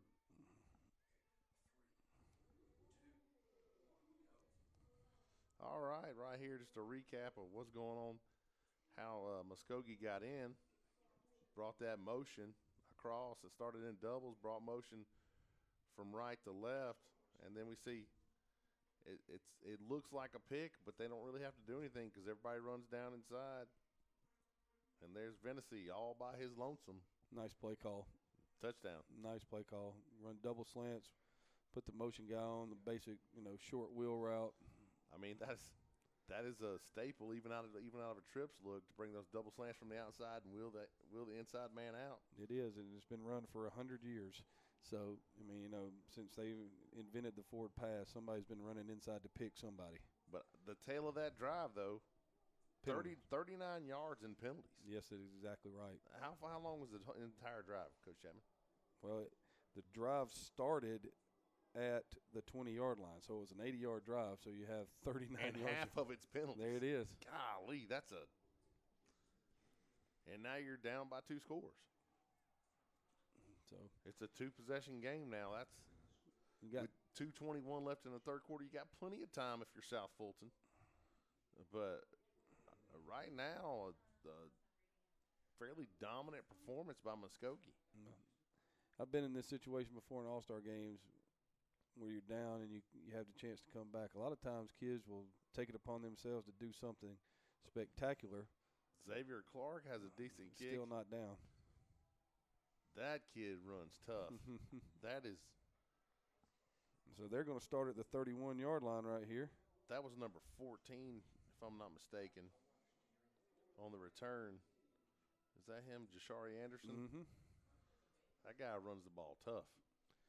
Be interesting to see what they go with right here. You know, they had a pretty decent drive. Started off, you know, with the 2 really good running plays. Then they had the miscommunication in the backfield, you know, on the first down play. I think you come back to the empty look and start playing your 2-man game. I don't think there's enough people on the field for Muscogee County right here. And there's the give. And they ran right where there wasn't anybody at. Around the right side. That was pretty well done. Gain of 9. That was number 14, Jashari Anderson again. And they didn't have enough people on the field. Yeah, oops. And there he is. Yeah, he wasn't on the field, Coach. Kevon Peterson. I tell you what, man, when we play somebody that's got a really good D-line, I know who's in and who's out every play. Here comes somebody. Quarterback drops. He looks. He lets it fly down the right sideline. Well covered by Muscogee. It's a smart play call. It's 2nd and 1. Take your shot right there. Yeah, why not, man? You know you can get a yard. You hope you can get a yard. Well, now I know nobody would think about this call on this point in time in the game, but their best running play so far has been the zone read, and you know it'd be a really the best running play. They had an 18-yard gain off the quarterback keeper on the zone read. There's a snap. And there's the zone read. And does a great job. Jashari Anderson makes the first man miss because the D-line is there at the mesh point. Yes, gained 5. Picked up another first down. That's their 8th first down of the day. I'm not sure how big that cat is, but he's like he's one of those cats that a wise old coach told me one time you wouldn't be able to touch in a phone booth. He's in the bed. He turns the light switch off and is in the bed before the room gets dark. Yeah, that's a quick joker. All right, here we go. Doubles look. Quarterback in the gun. There's a snap, and there goes the quarterback. Quarterback sweep.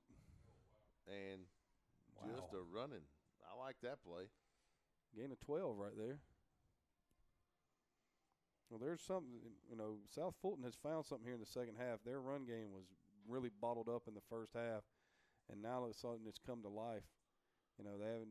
They've completed one pass here in the second half for -1 yard. Everything they've done has been on the ground. I might go to Slocum again now.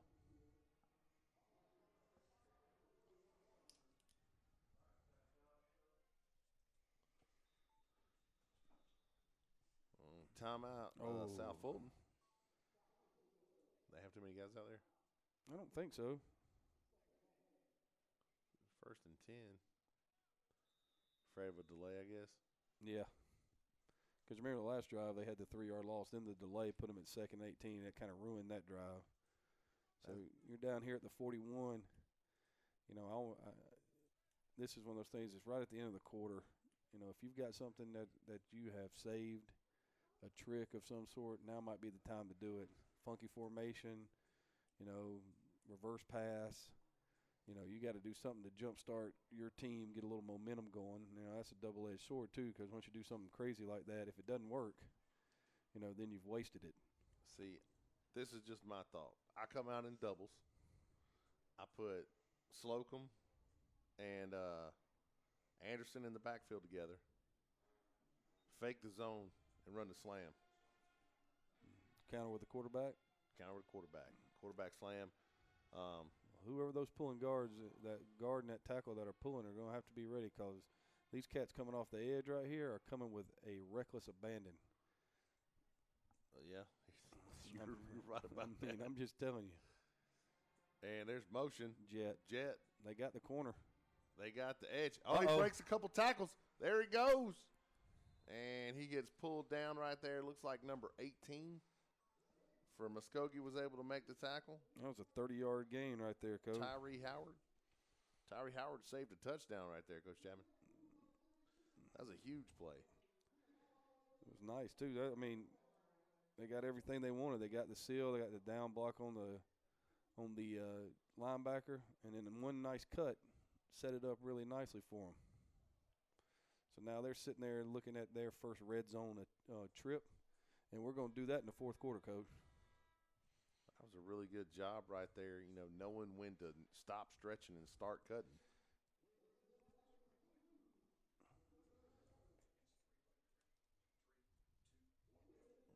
All right.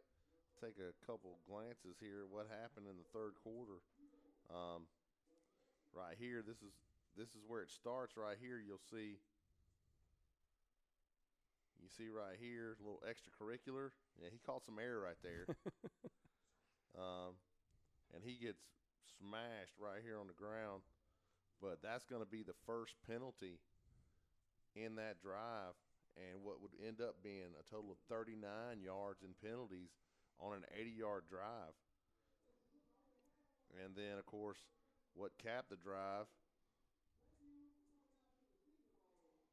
which I'm sure everybody's seen, just a doubles look for Muscogee. Vennessy comes across, and if you'll watch, the receivers are going to come down inside. He's going to continue on his path, and he's just going to loop out here, and he's going to be standing all by himself. There he is. The DB's got screened off, and you can make an argument that that's a pick play, an illegal pick, and as an offensive guy, we call that a rub. But here we go. South Fulton on the move. Motion from left to right. To a slot look. Hitch. Quick throw out to the left side. Play made right there by number 7, Ian Rome. See how they rotated the secondary right there, Coach? Looked like they were staying in a cover 3 down here or a cover 1, but you had it opening right there for the hitch. Well, it was there if the ball's thrown catchable. If the ball's thrown, you can't throw the ball high. You're not going to make any friends at quarterback doing that. Why not? That pass was intended for number 11, Devin Hall. Same formation they ran the jet out of right here, Coach. Here comes the motion from left to right. Quarterback lead. Slocum. And Anderson did a pretty good job blocking right there, too. Yes, sir. He's a scrappy joker, I'll tell you that. Gain of 5. It's going to bring up 3rd and 5 right here.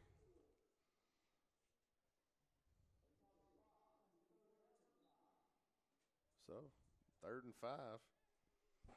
And here comes Peterson. Might not be a bad play to look at that screen they threw last time when there was nobody there. I tell you what, I would be careful throwing. I said before I would throw an interior screen. The more I watch these guys play, these guys don't look like they, with the exception of number 93, don't look like they play on the offensive line. No, they do not. Those might be skill guys up front, in which case it might be a bad idea. And there's a delay of game, man. That is a backbreaker. 3rd and 5 turns into 3rd and 10. And the story continues to be penalties. Penalties have been the bane of South Fulton's existence today. Doubles look for South Fulton. Motion from left to right. Slocum getting pressure. Gets nice away. Job of getting away. Great job. And they shove him out of bounds. He's going to be. He should be down close to the 9 right there. So 4th and what, 4? No, Coach. 4th and about 1.5. 1 3/4. 1 11/16. So he gained right at 8 on that. So we're going to say it's 4th and 2. All right. Nice job by Mr. Slocum. See if they get quarterback lead right here. I mean, that's what I would do. There's a snap. And that's exactly what you get. And I think they knew it was 2. Everybody on Muscogee's team knew what the play was going to be.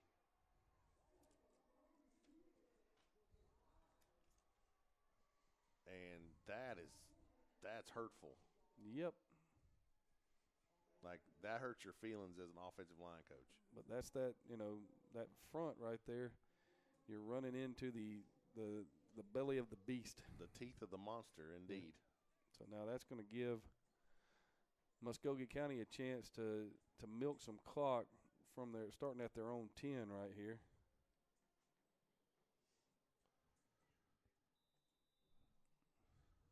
Well, yeah, now's a good time to milk the clock. You got 10:52 left in the game. You're up by two touchdowns. I wouldn't do it with the sniffer back, though. I'm sorry. Every time he's been in the game, I've gotten smashed. Yeah, but now they got the tie. He's in at tight end now. You're at the beginning of the fourth quarter. Look at the hole right there. Mm-hmm.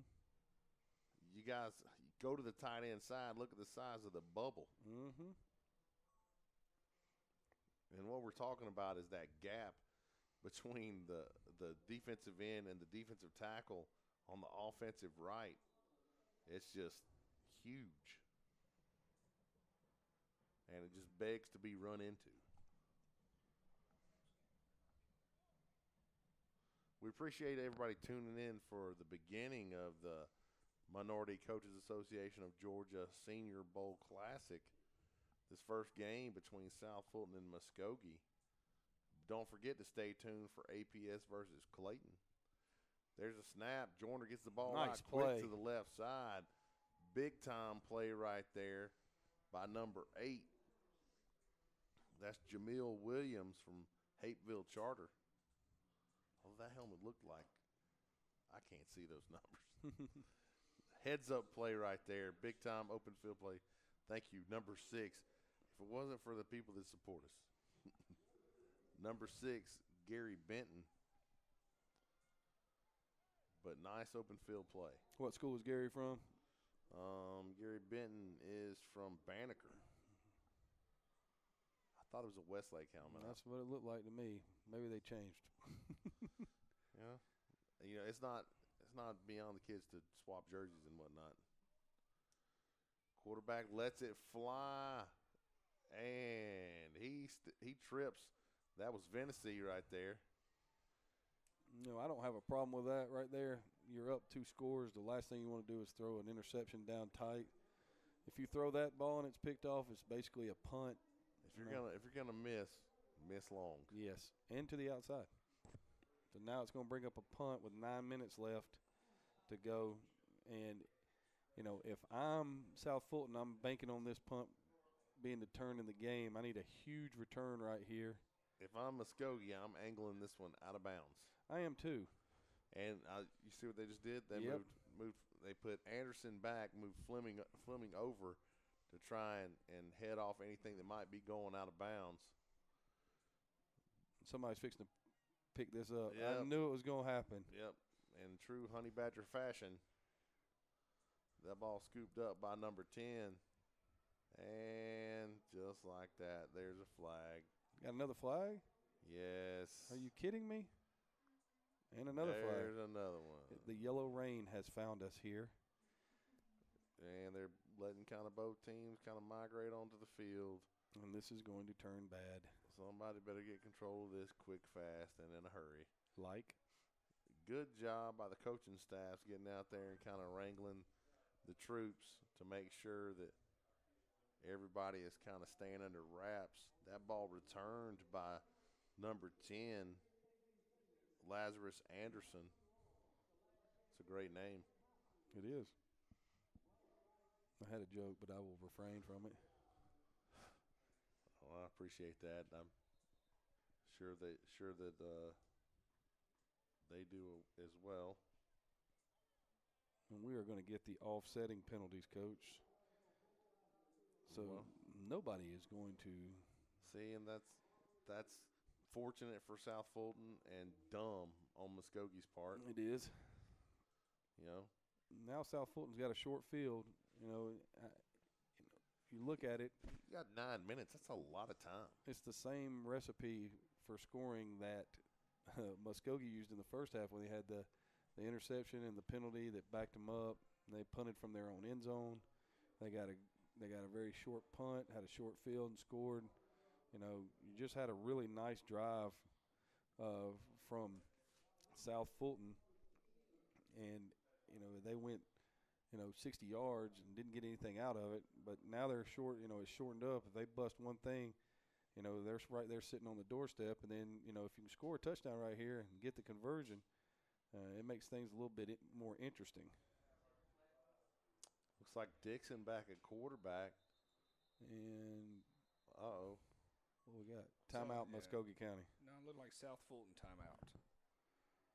Well, he's pointing the wrong direction then. Well, either way, there's a timeout on the field. Yeah, no matter what on that part. And get a chance to talk a little bit about South Fulton, mainly because they're in the lead 14-0 right now. Am I correct in understanding that? Yes, sir. All right, make sure my brain's on the same Now, page. hold on. What was your last statement?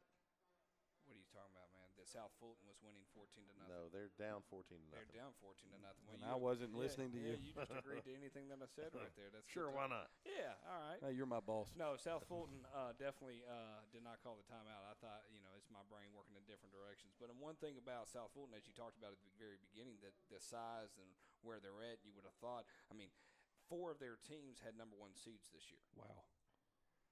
That's crazy. Oh, yeah. I mean, when you look at Hateville Hornets 10-2. Ooh, nice run. Golly, that kid. Oh, another frustration. I'm going to talk through this frustration. With Westlake Lions 9-3, Langston Panthers went 4-6. Creekside's number 1 in their region at 8-4. Banneker went 9-2, won their region. And then we had Tri-Cities. But out of that situation, I mean, it's 41 wins over 26 losses, 61% winning out of this South Fulton team. Only 2 teams advanced to, or actually all 3 teams advanced to the second round. The only team that got ousted in the first round was Banneker. But all Creekside, Westlake, and Hateville all lost in the second round. And they went the deepest. No, in this whole All-Star, nobody's went any deeper than the second round. But out of this group, you would think, you know, hey, this is a senior classic, so it makes me think maybe that there's a lot of juniors out there in the South Fulton world that's going to push this team to a little bit more. So wanted to have a chance to say that. Winston Gordon, Coach Gordon's the head coach for the Hateville Hornets. He's the one coaching the team. If I'm incorrect, make sure that you correct me, Coach Chapman, to do that on that part. When the game's over with, we will have a little recap analysis, players of the game announced, and then we will shut down and get ready for the next game against APS in Clayton County. I'll take it back to you, gentlemen. Thank you. You betcha, man. All right, so you had the 15-yard penalty against South Fulton, so now you're looking at second down and, 19. There's your counter. There we go. Oh, He slipped.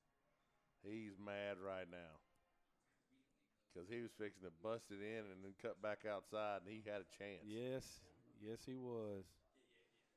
I tell you what, Jashari Anderson has just put on a clinic today at running back.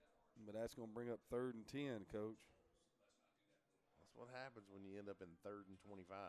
Yep. I mean, it's one of those things. It's unfortunate that it happened, but,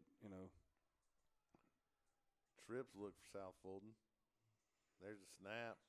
Quarterback drops, lets Fade. it fly down the sideline, trying to go over the top, but number 7, Ian Rome, in really good position right there.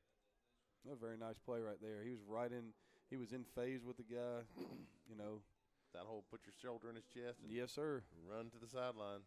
So now with 8:15, you got to go for this. All Yeah, right. And my thought process remains the same. If you've got something you've saved, you might want to bring it out right now. And for crying out loud, keep extra people in to block. There's too many people on the field again. Yep, that's 12. Nice job for the white hat not calling that. That was nice of him.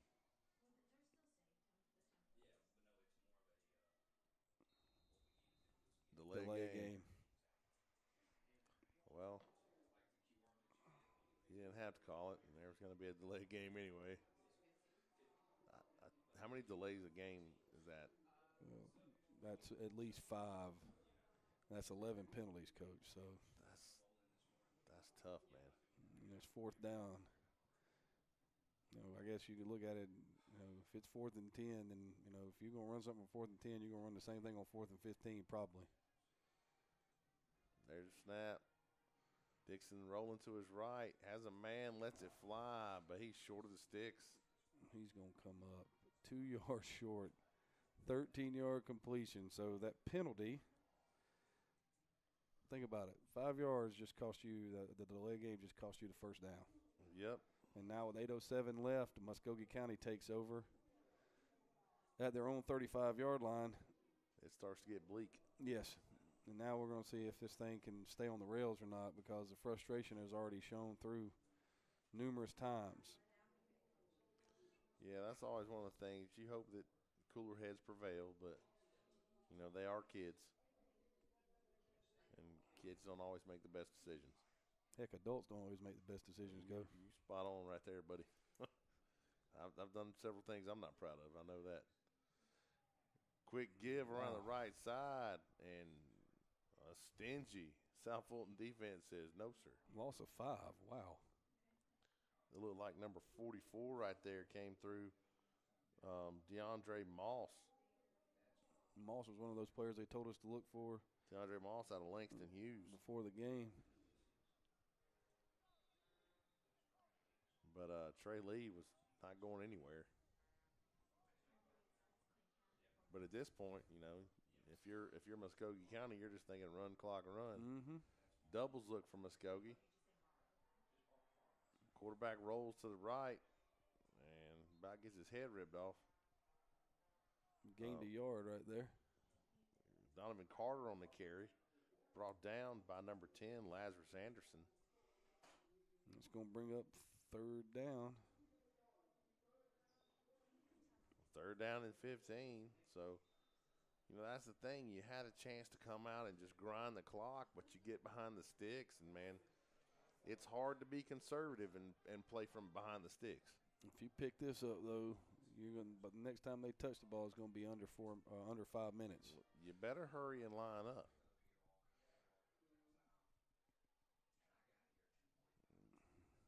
Carter waits on the snap. And there it is. Go. Coach Collins calls it. I tell you what, man, if this had happened to me, what I would do is my team, part of our swag would be a wristband. Mm-hmm. Part of our swag that you got to keep would be a wristband, because it is easy to call from the line of scrimmage with a wristband. I should say easier. Now they're changing personnel. They're fixing to get another delay a game. Yep, here comes Mr. Vennessy.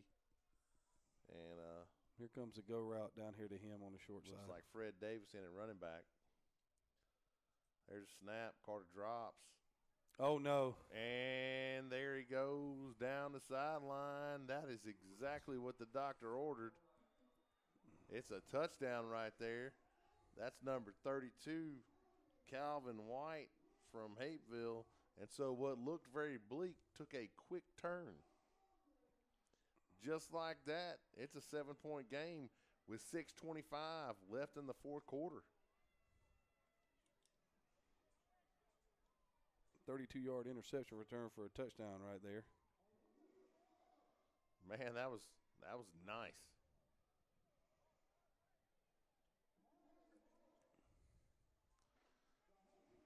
South Fulton lining up.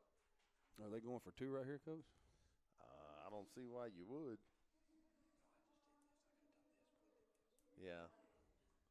We're getting mixed signals from our support group here. We don't have enough people on the field to do this. Oh, dear. You can't take a penalty if you're not good at kicking. Well, that kid just kicked the ball 5 yards deep in the end zone. I'm That's sure true. he can make it. Just take the There you go. attaboy. Football. Use this ain't our football routine to get him to stop the play clock. All right. And here we go. Mark it ready, White Hat. Here we go. All right. Untimed down signal. Everybody appears to be ready. There's a snap, a hold. It's up and through. It's good. It's good. This is interesting now. All right. Here we go. Let's get into it a little bit. All right. They're changing personnel out, which we thought, okay, we thought they were going to Mr. Vennessy down the sideline. But right here,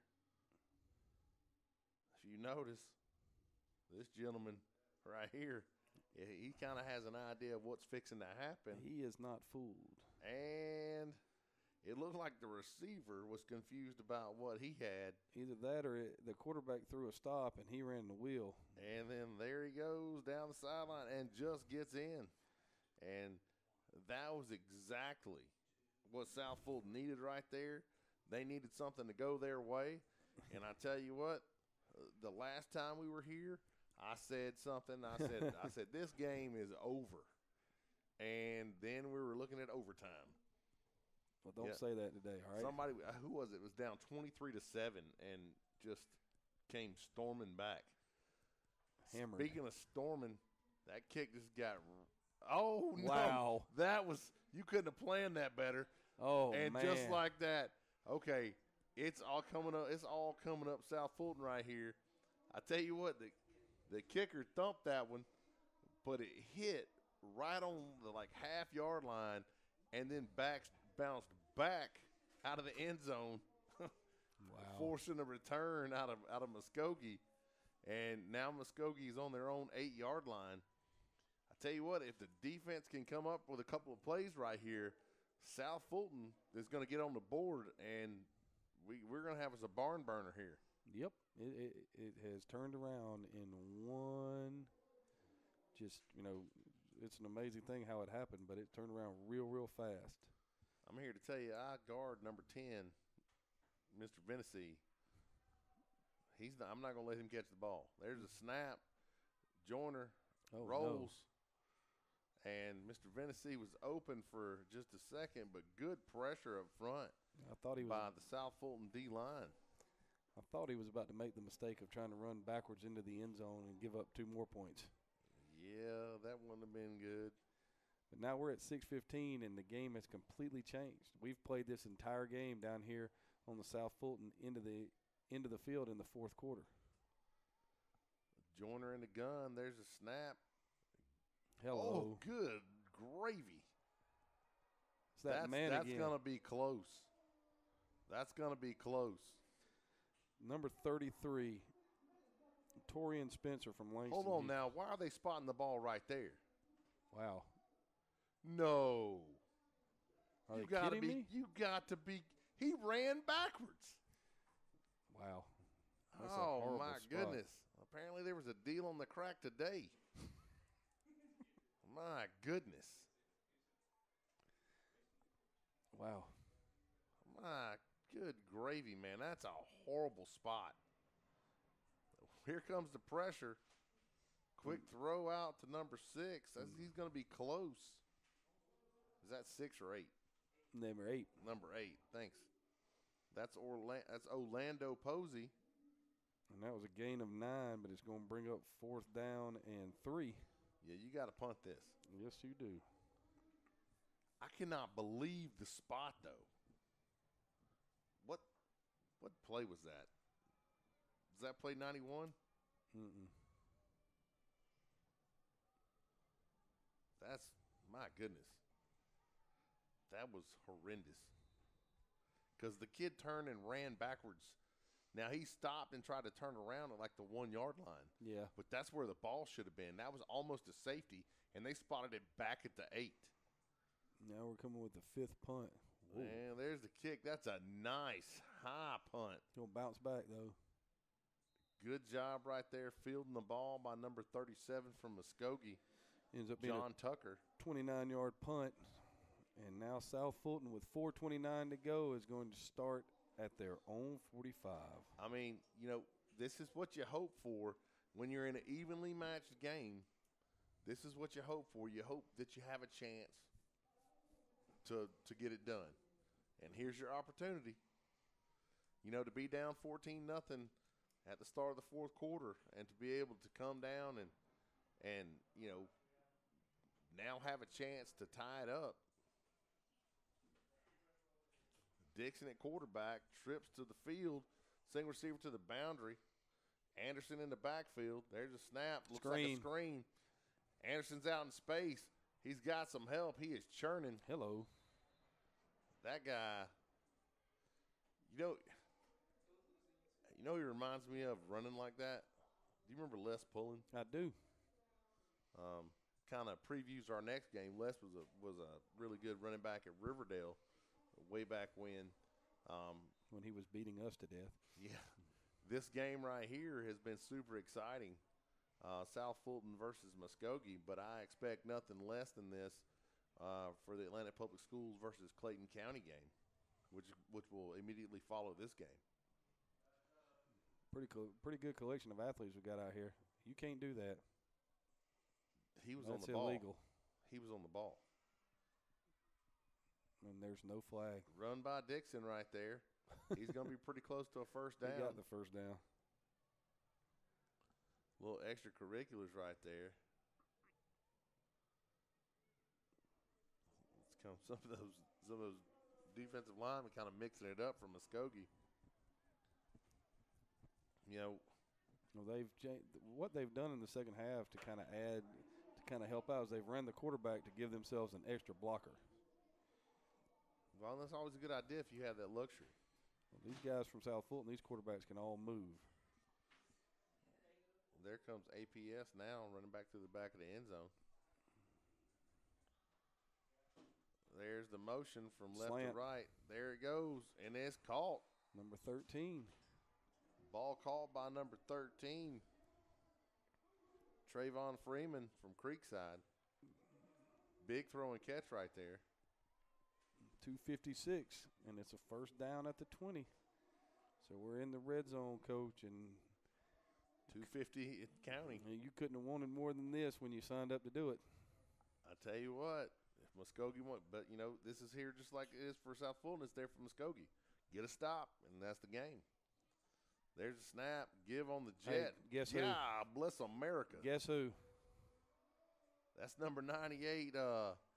Number 98, Devontae Fanning, helping out his partner in crime there, Kevon Peterson. And Peterson was set the edge right there. That play was dead on arrival. Trust me. My goodness, and it took, what was it? 1st and 10 from the 20. Now it's 2nd and 18, baby, from the 28. That hurts. Mr. Peterson seems to show up when they need a play. Indeed, he does. I think I'll run to the left side of the offense if I'm. Got timeout right here. Yeah, they're fixing to talk about that. Run away from 94. Well, they've done a good job of neutralizing the defensive front in this half by adding the extra blocker. But if you're not going to have a tight end sit on that side and you're going to try to run jet, that's not a good plan. No, you need some help over there.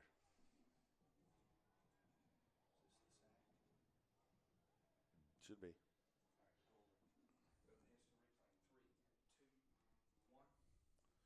All right, that last play right there. You see the meeting at the quarterback. That whole left side of the defense, Devontae Freeman. Is that Fanning? Sorry. Devontae Fanning. And, golly, he even got held. Yeah. They even held Kevon Peterson, and it didn't matter. There was nothing they could do. That guy is a man among boys. Motion from right to left out of doubles. Wheel route. Quarterback looks. He lets Wide it fly open. across the middle. He's got a man. He's in. Yes, sir. Touchdown, South Fulton. Touchdown, South Fulton. 28-yard touchdown pass right there. I think that's number 11. It is. That'd be Devin Hall out of Westlake. I think some of these kids traded jerseys. That's definitely not a Westlake helmet. No, and I don't know if they traded helmets, they traded jerseys. Yeah, if you've ever been part of an all-star game, the kids kind of do what they want in that respect. But that was a big-time play. So now the all-important point after, Coach. Well, normally this is not a very big deal. But, even in a game where there's pressure, you still got to get a snap, a hold. And And we're tied with 1:51. Double post with a wheel route. And here we go. There's the motion coming across. You know, it's so funny. We watched this same thing happen a minute ago. The difference is that where they went outside with Muscogee, South Fulton came back to the middle. There he is, and there was decent coverage because you had two guys standing right there. But, you know, just like that, we got us a tie game. Now you got to get this return. You can't have a return at the 9-yard line.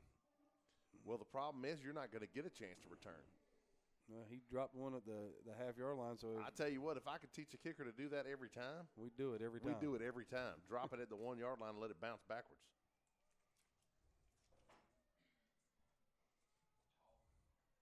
And there's the kick. It's up, and it's going to be brought out of the end zone by number 5. Yikes. That ball brought out by number 5, Caleb Bailey. Play made by, is that 94? 34, thank you.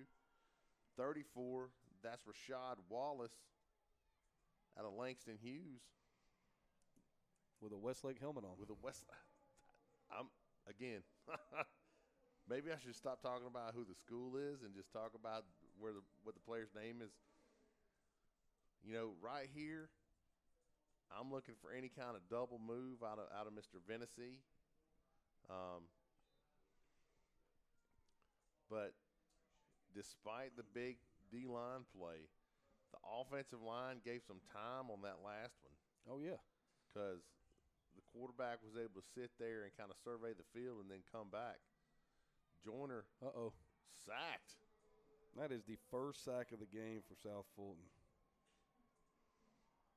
I'll tell you what, South Fulton is fired up right now. They're feeling it. Feeling the flow. All good things. Doing the bull dance. Working it. Doubles for Muscogee. Joyner in the gun. There's a snap. He looks to his left, lets it fly. Oh, wow. And that could have been really bad. Yes, it could have, Coach. That was – that pass intended for Caleb Bailey, and Fleming broke on that, and I thought that he might get there. And if he does, it's 21-14 with a minute left. So now, Coach, you got 1:11. You know. Yeah. South Fulton's got too many people on the field. No, they don't. There's a snap. Joyner looking to his left, comes back to his right, lets it fly. Incomplete. And they're going to say that's incomplete, out of bounds. Now, with 1:04. They got a punt. They have to punt from their own 12-yard line. The last time they got about a 30-yard punt, so now South Fulton, you know, gets the ball somewhere around the 42-yard line with a minute left. Mm-hmm. And one timeout. And one timeout, yeah. Actually, 2 timeouts. Not one. They called. Remember, they called one. Oh, yeah, they did call 2. Called one after the failed jet sweep attempt. Wow, this is, the way this game has just flip-flopped is amazing. Xavier Clark back to kick. There's a snap. They are holding that guy running down the field. Oh, low kick. He's going to get a return. And Fleming. Nice coverage. Good job on the punt coverage right there. That was a 31-yard punt and no return. So here you go, Coach. 56 seconds right here. I tell you what, if you ran that same look where you had the wheel come out and you had the post, what if the outside guy who was also running a post, what if he ran a dig? He'd be wide open running up underneath everybody.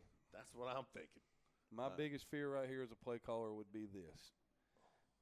You know, everybody's fired up. Everybody's locked in. We're going to go win the game right here. And one of these man beasts that's playing on the defensive line gets free, hits somebody from behind, the ball pops loose. And somebody goes run down the field. Yeah. That's a scary thought. That's one of those things. Well, here's their chance. Empty look right here. Nobody else blocking. Quarterback trap. Oh, Wow. Nostradamus says. Caleb Dixon right there loses the handle on it, but is able to get it back. With the ball being in South Fulton's hand this entire quarter, you're starting to see some tired people on that front. Okay. Yeah, they just called timeout. South Fulton uses its final timeout. 30 seconds left. But you let 18 seconds run off the clock. I'm not sure about that one. Right. I don't like to second-guess coaches. But I'm just saying, I don't know if you were if they were thinking about that one. But while we've got a second during this timeout, we'd like to thank the Minority Coaches Association of Georgia for putting on this great game, this Senior Bowl Classic. We know a lot of kids that play here, a lot of the coaches from both sides. It's just good to see kids get to come out here and get to showcase their talents. And, you know, as coaches, it's always fun to come out for them to coach one more game this year. And I thoroughly enjoy being here to watch it. And the big thing about this, Coach, is that there are a lot of guys out here that are already, you know, walking around with offers in their back pocket. But there are a lot of guys out here that, you know, deserve the chance to play at the next level that could possibly, gain an offer by playing in this game. So, you know, this is a big-time recruiting tool as well. So here we go. Empty look for South Fulton. They've gone to the speed rushers on the edge right here. Throw. It's kind of an aired throw. I think if he puts a little air under that and takes it down the sideline, he might have something. I think what they were trying to do right there is see if they can get something quick and get out of bounds. You know, I'm not trying to make a suggestion, but if you work the middle of the field right here, I'm pretty sure if they can't rush the field goal guy, this guy can make a 50-yard field goal. He said in pregame anywhere inside the 30. Well, there you go. That's definitely something you got to be thinking about. There's a snap. Dixon drops. Good protection. Wide open. Good protection. Get up. Get the first down. Get out of bounds. Get out of bounds. Get out. He's got to stop, but you got to bang it right here. Stop, bend, stop, bend, stop, bend. Got the first down, but you got to do exactly what you say. You got to get up on the ball and spike it. I tell you what, that was great protection right there by the South Fulton offensive line. Get on the ball and spike it. Get up there and spike it as soon as you met. That's what he's signaling to everybody right now. All right, so 4 seconds run off the clock right there on that spike. That's a long spike, buddy. All right, so here's the thing. Something to the middle of the field is pretty much out right here, unless you're going to score. I tell you, you know what I might would have done there? Here it comes. 51-yard field goal. I think that I would have gone ahead and planned this and put in the fake spike. The old Dan Marino. Act like you're going to spike it and then pump it and go to the end zone. All right, so we're going to. Well, and we're going to make it a 48-yard field goal. There's no rush, but that's a boot right there.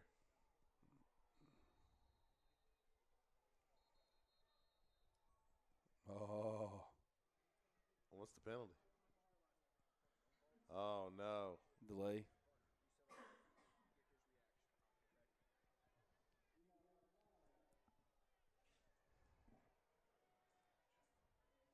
Are they saying it was to delay a game?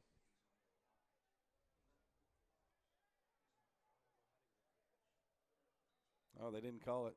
Okay. So here we go. We're going to line up and kick this game-winning field goal attempt, Coach.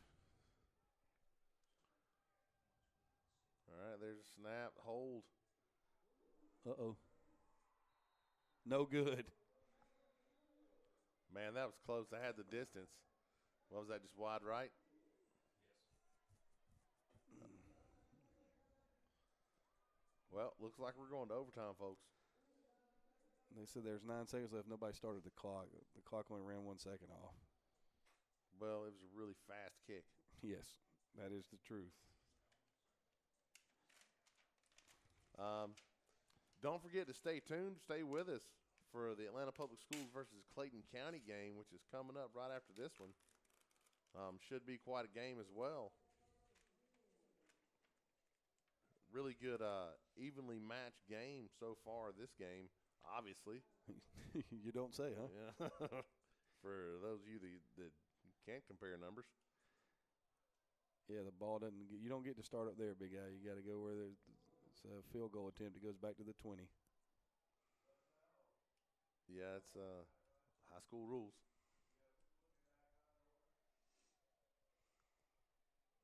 So there it is. Everybody seems to be confused about it.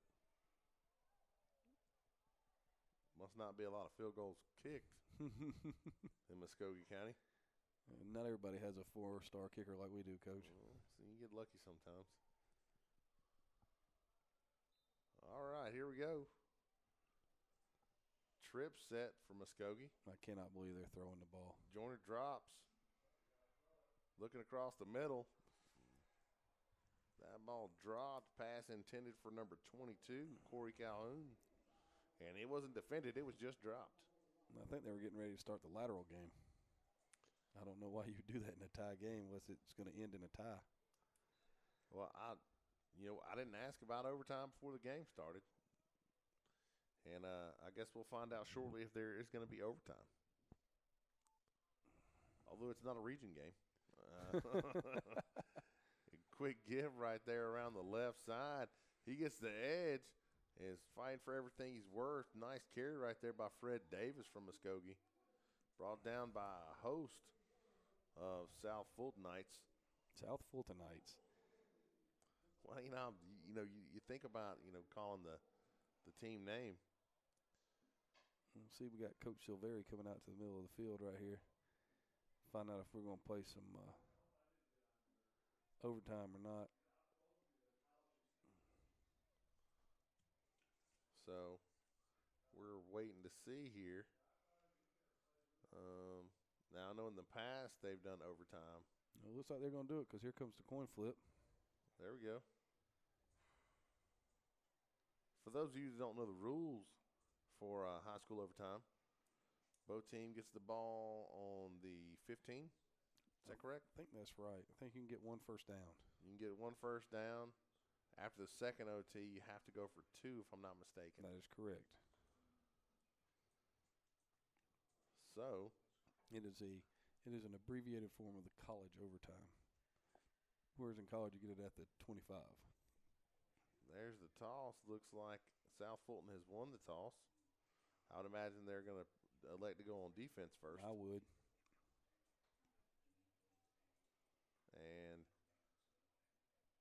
looks like Muscogee wants to go into that. Which direction is that, Coach Chapman? That would be east. Wants to go into the east end zone. And those gentlemen shake hands and fixing to go to it right here. We're going to play a little overtime football on playoff Saturday. Here we go. So, you folks that are watching are in for an extra bargain right here. I will tell you, I wasn't counting on overtime when it was 14-0 with 8 minutes left. Nope. But all-star games are a funny, funny thing. I will say that pass where it looks like the quarterback read stop and the receiver read go. Yep. Sure that there's a lot of people on the sideline over there wishing that they would have just ran the ball and punted right now. I'm sure I imagine what happened is the receiver heard fade and the quarterback heard fade stop, and one of them was wrong. And we will never know who. The poor quarterback, even if it was a fade stop, he's the one that gets blamed. Well, I was about to say we got too many people on the field. Yeah, they get him off in time. Here comes motion from left to right from Muscogee. Looks down the middle. He's wide open. And could not get it to him. Could not get it. Joyner couldn't get it to, who was that, number 6? Mm-hmm. Joyner couldn't get it to Fred Davis. And the ball was almost picked right there by number 8, Jamil Williams. That That would have ended it quickly. Because then I come out and just kick the ball. Especially with what the guy did just then. He had the leg for it. Just here comes same formation where they ran the smash concept. That inverted nasty look. Joyner looking out to his left, has a man. Intercepted. Number 1. And that's Fleming with the pick.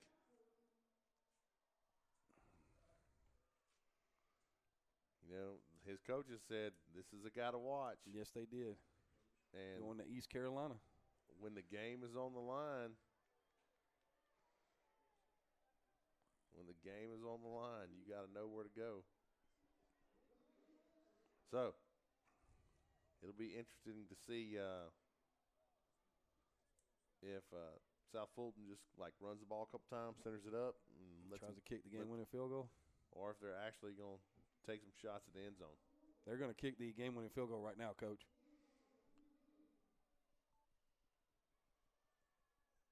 I don't blame you. Because, the thing is if something goes wrong, cover the ball up and do it again. Mm-hmm.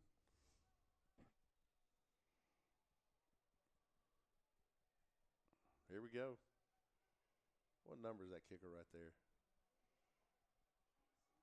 Fixing to get a delay.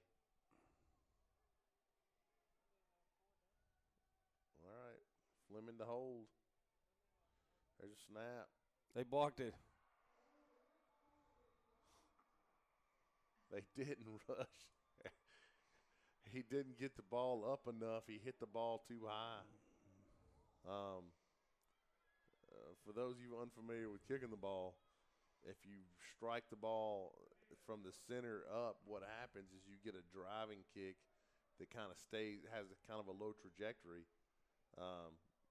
Whereas if you come underneath the ball, you don't get the distance, but you get nice lift. Now, here's the thing. Muscogee County still has to play defense because it switches back and forth. So we're just in the second overtime period now. Do we flip sides? I wouldn't flip sides. Yeah, if I'm a referee, I'm like, okay, it's going to waste time to flip sides. We're going to play.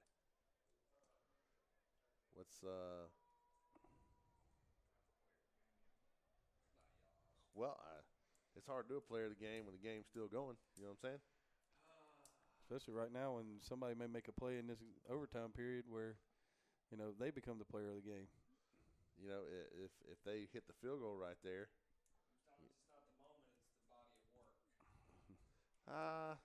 Yeah, but what have you done for me lately? You know what I'm saying? That's America, Jack.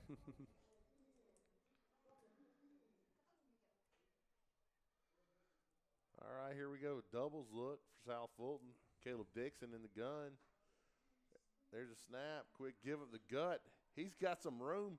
Wow. And he just fell down. If he stays up right there. Yep. Who was that carrying that ball? And they got spun around. Gain of 11 right there. Number 27 on the carry right there. That's going to be Emmanuel McQueen. Nicely done. So now you got first and goal. This is one of those things where, you got 3 downs to get it in, then you're going to have to make that decision. Here comes the eye. They're going to call delay a game. How can that be delay? Did that not seem quick to you? It did. Wow. That seemed really fast. I mean, unbelievable, but we've seen it all day. Right. I just didn't think that much time had elapsed. I formation. Slot left. Here comes everybody. Center. Play action. Golly. Our boys again. That's number 41 on the play right there from Muscogee. 41 bats the ball down. DeMarcus Hood bats it down, but that D-line is just bearing down on I can't remember the kid's name now. He can't either. That's Caleb Dixon. Yeah. That's one of those where you jog the sideline. They're like, "What's wrong?" I got Dane Bramage. My head just bounced off the ground. I'll tell you what, they can't when they try to do straight dropbacks, especially from under center. There's not a chance to block the interior guys. Play action, you got no shot. Motion from left to right. Here comes the corner. Dixon tries to let it fly Touchdown. on a slant, and he's in there. Anybody get a number on that one? That pass caught by number 4, Zachary Beckton. Nice throw right there. I was about to say nicely done. So, I need to get the extra point team out there. Yeah, heaven forbid we have another delay of game. I think we're en route for one right now. Are they going for 2?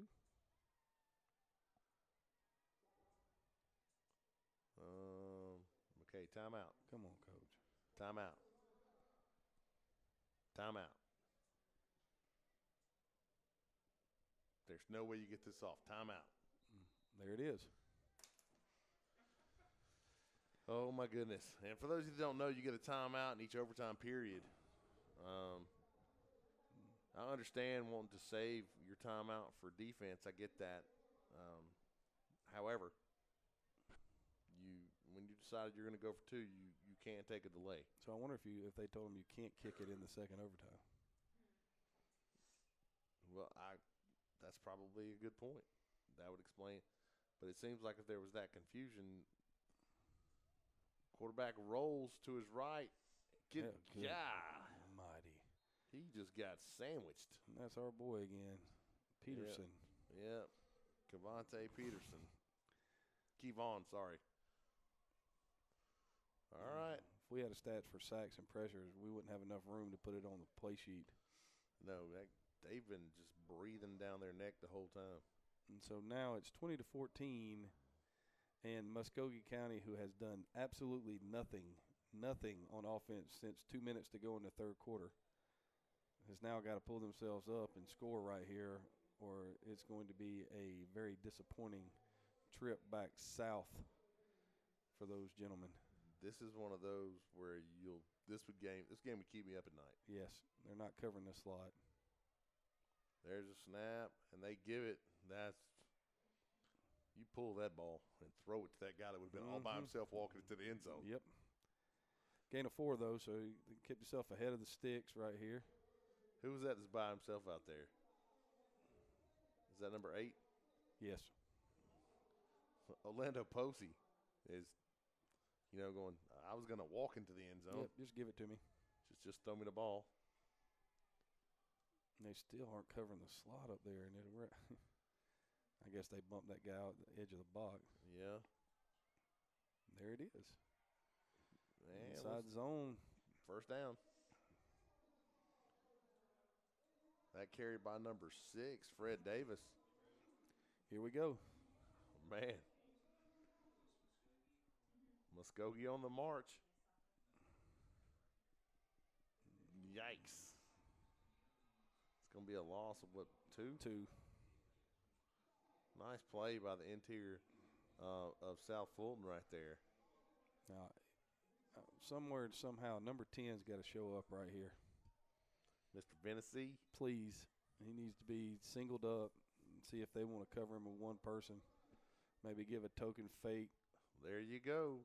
Trips to the boundary. Here comes the slant to Mr. Vennessy. No, they got a safety robbing it. Run it. And Mr. Joyner's going to get in. Wow. He almost didn't get in. No, but he started high-stepping a little early on that one. If that would have been the game last night, they'd have thrown a flag and backed him up 15 yards. Well, here we go. Well, I guess you can. Here's the game. Timeout. They're going to talk about it. Yes. It's not a bad idea. Here comes Philly special. I definitely –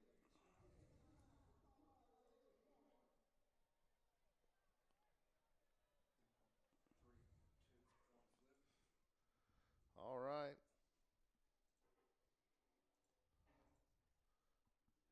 have it right here.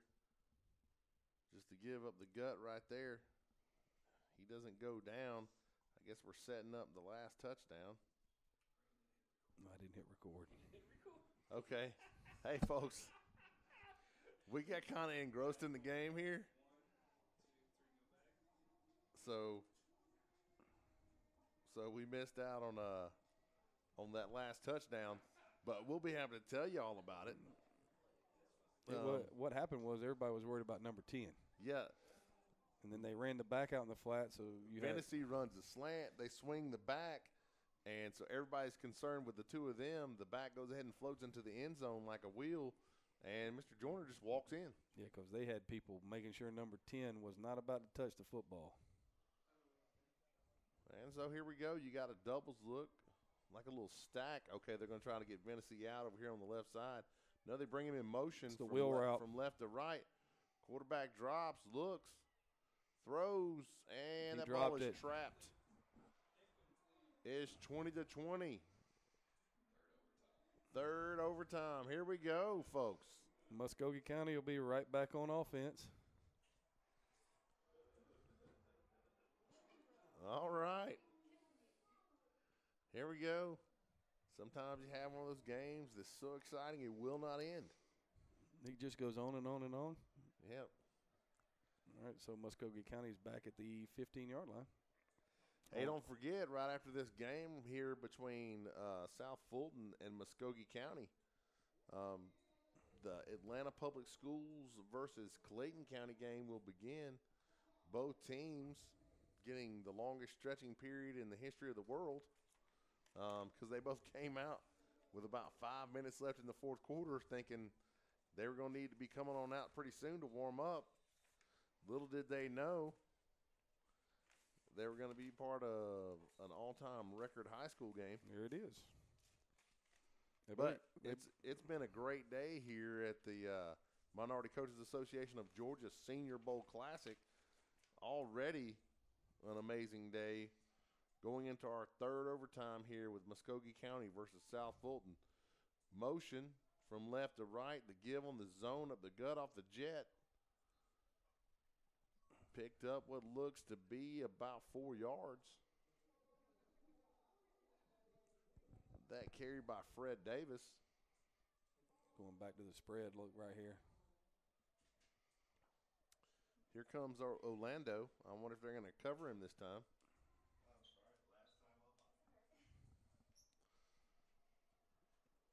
People running in and out of this thing like it's Walmart before Christmas.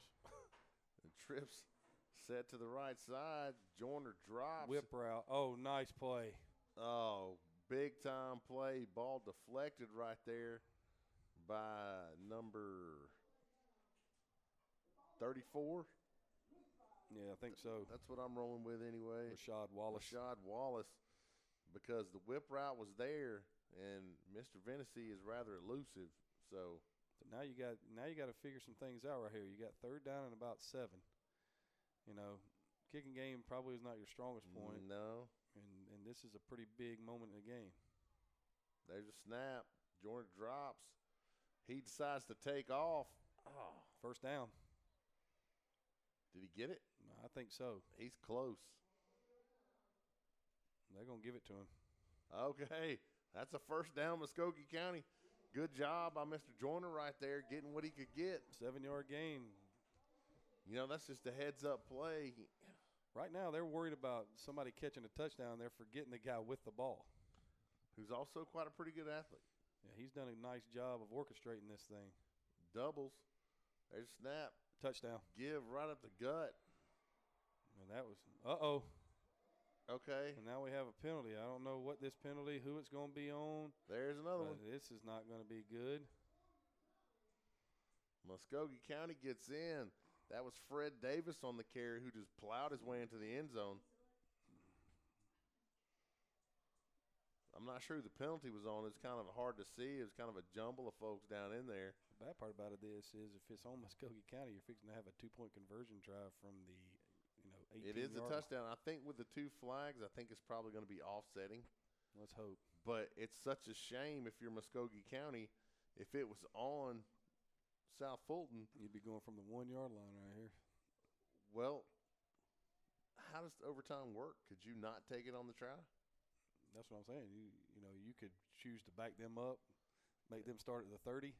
That would be brutal and dirty. I'm not sure about that. If we could have someone from rules check on that. On it. Let's make a decision down there, fellas. Yes, you got to love the referee powwow. That's how I know I'm fixing to get screwed when they're all circled up. And I mean that in the nicest way possible. So what they call offsetting? I think so. Now, here's my thing, Coach. I'm as bad as any other OC in the world when it gets down to this. You got to think you got to make up something to get these 3 yards, right? What did you just do? I give it to Fred Davis again. Fred Davis just ran through people and took their soul into the end zone with him. So, it might be something that I would think about. Oh, they did that, Coach. They called the personal foul on South Fulton, and they told them they're going to take it on the series, so they're going to start at the 30. No. They just did. That's the referee. There's Fred Davis. There's Fred Davis, who lowers his shoulder, runs behind his pads, and gets in the end zone. And that was a huge 2-point conversion right there. So now they'll start at the 30. He just told the referee. This is our 4th overtime, if I'm not mistaken? It is. So at the bottom half of the 4th overtime, it is Muscogee County 28, South Fulton 20. And I think we are correct that they took it after the try. No, dude. You can't back it up twice, can you?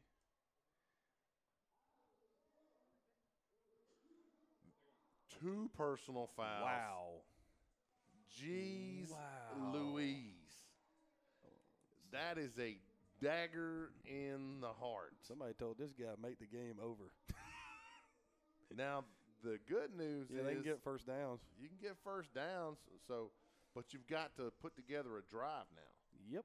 You've got to put together a 45-yard drive as opposed to a 15-yard drive. And here comes a trick play. For those of you at home doing the math, that's 3 times. This is a trick play. This is a trick play, Coach. Bunch right. Caleb Dixon in the gun. Anderson back there with him. Lots of conversation. That's never confidence inspiring. No, just toss. Toss to the right side. Bunch crunch. My goodness. He's run down by Devontae Fanning. That kid is fast. Golly, man. I'm telling you right now, there's going to be some people needing an ice bath at the end of this game. This D-line, buddy. Coach Baker from Muscogee County was not lying. He was 100% accurate. He told the truth. All right, doubles look for South Fulton. Dixon waiting on a snap. He's in the gun. Anderson standing next to him. There's a snap. He drops. Lots of pressure. And intercepted. They called it incomplete.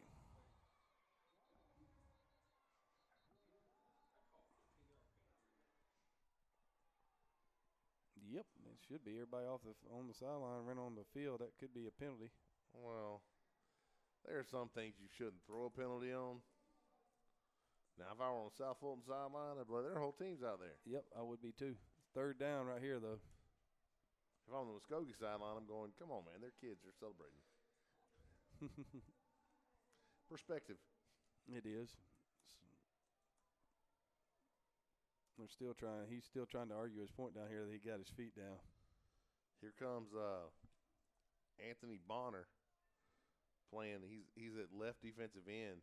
Oh, my word. And he runs a 4.46 40 coming off the edge. And he is lined up wide. He's in an 18. That's 2-9 techniques. Dixon is by himself in the empty. Nice job right there by the left tackle. Nice pickup. Good D right there. All right, so we got 4th down and 9. That's one of those where I'm like, man, we got to get the first down. Yeah, I'm thinking that maybe that was lost on with all the penalties. I think that may have been a point that they forgot about. You can still get a first down. It's one of those things that, the kids see something downfield, and you're like, man, get the first down. Mm-hmm. So we got 4th and 9 right here. All right. I'm expecting some sort of stunt up front. I am. I'm thinking right there, the nose and the guard, a little, ego. There it is. Yep. There's a hold, big as all day, and there's a pick. He caught it, but he was out of bounds. So that's the end of it, Coach. That's the game. And there it is, folks. I tell you what now, that was a great game. 4 overtimes. Mr. Peterson was about to have sack number 5 because if he didn't get held right, he basically got tackled, bear hugged to the ground. That was a great job by both teams to stick it out to the very end. That was a gutsy performance by both groups.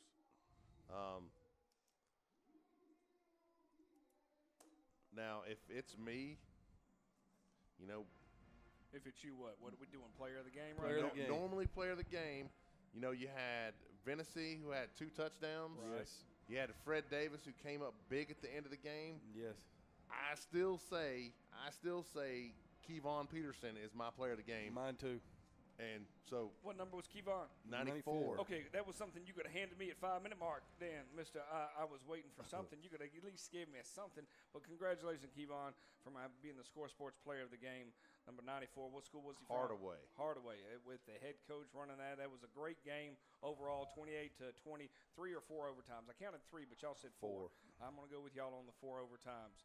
Coming up next, we will be ending this program. You'll have to go back on YouTube to search for the same game itself. Glad to have everybody with us tuning in today. We had some wonderful comments throughout it on YouTube. I'm glad you're tuning in and chiming in. Make sure you subscribe to the channel. Thank you again, Minority Coaches Association of Georgia, for most importantly saying, hey, let's take these 4 counties and let's play them together. Let's see what happens. This next matchup is going to be great. But we once again, congratulations to Muscogee. Congratulations for both teams in South Fulton coming out here, fighting through. This is New Year's weekend, and they said, hey, we're going to play this game. This some of these players' last football game in general. They might not make it to the next level. Those that do, we wish them the best of luck. Happy New Year's to everybody. Be safe. Take care of yourselves. We'll see you soon. We'll go live here in roughly about 30 minutes. Take care.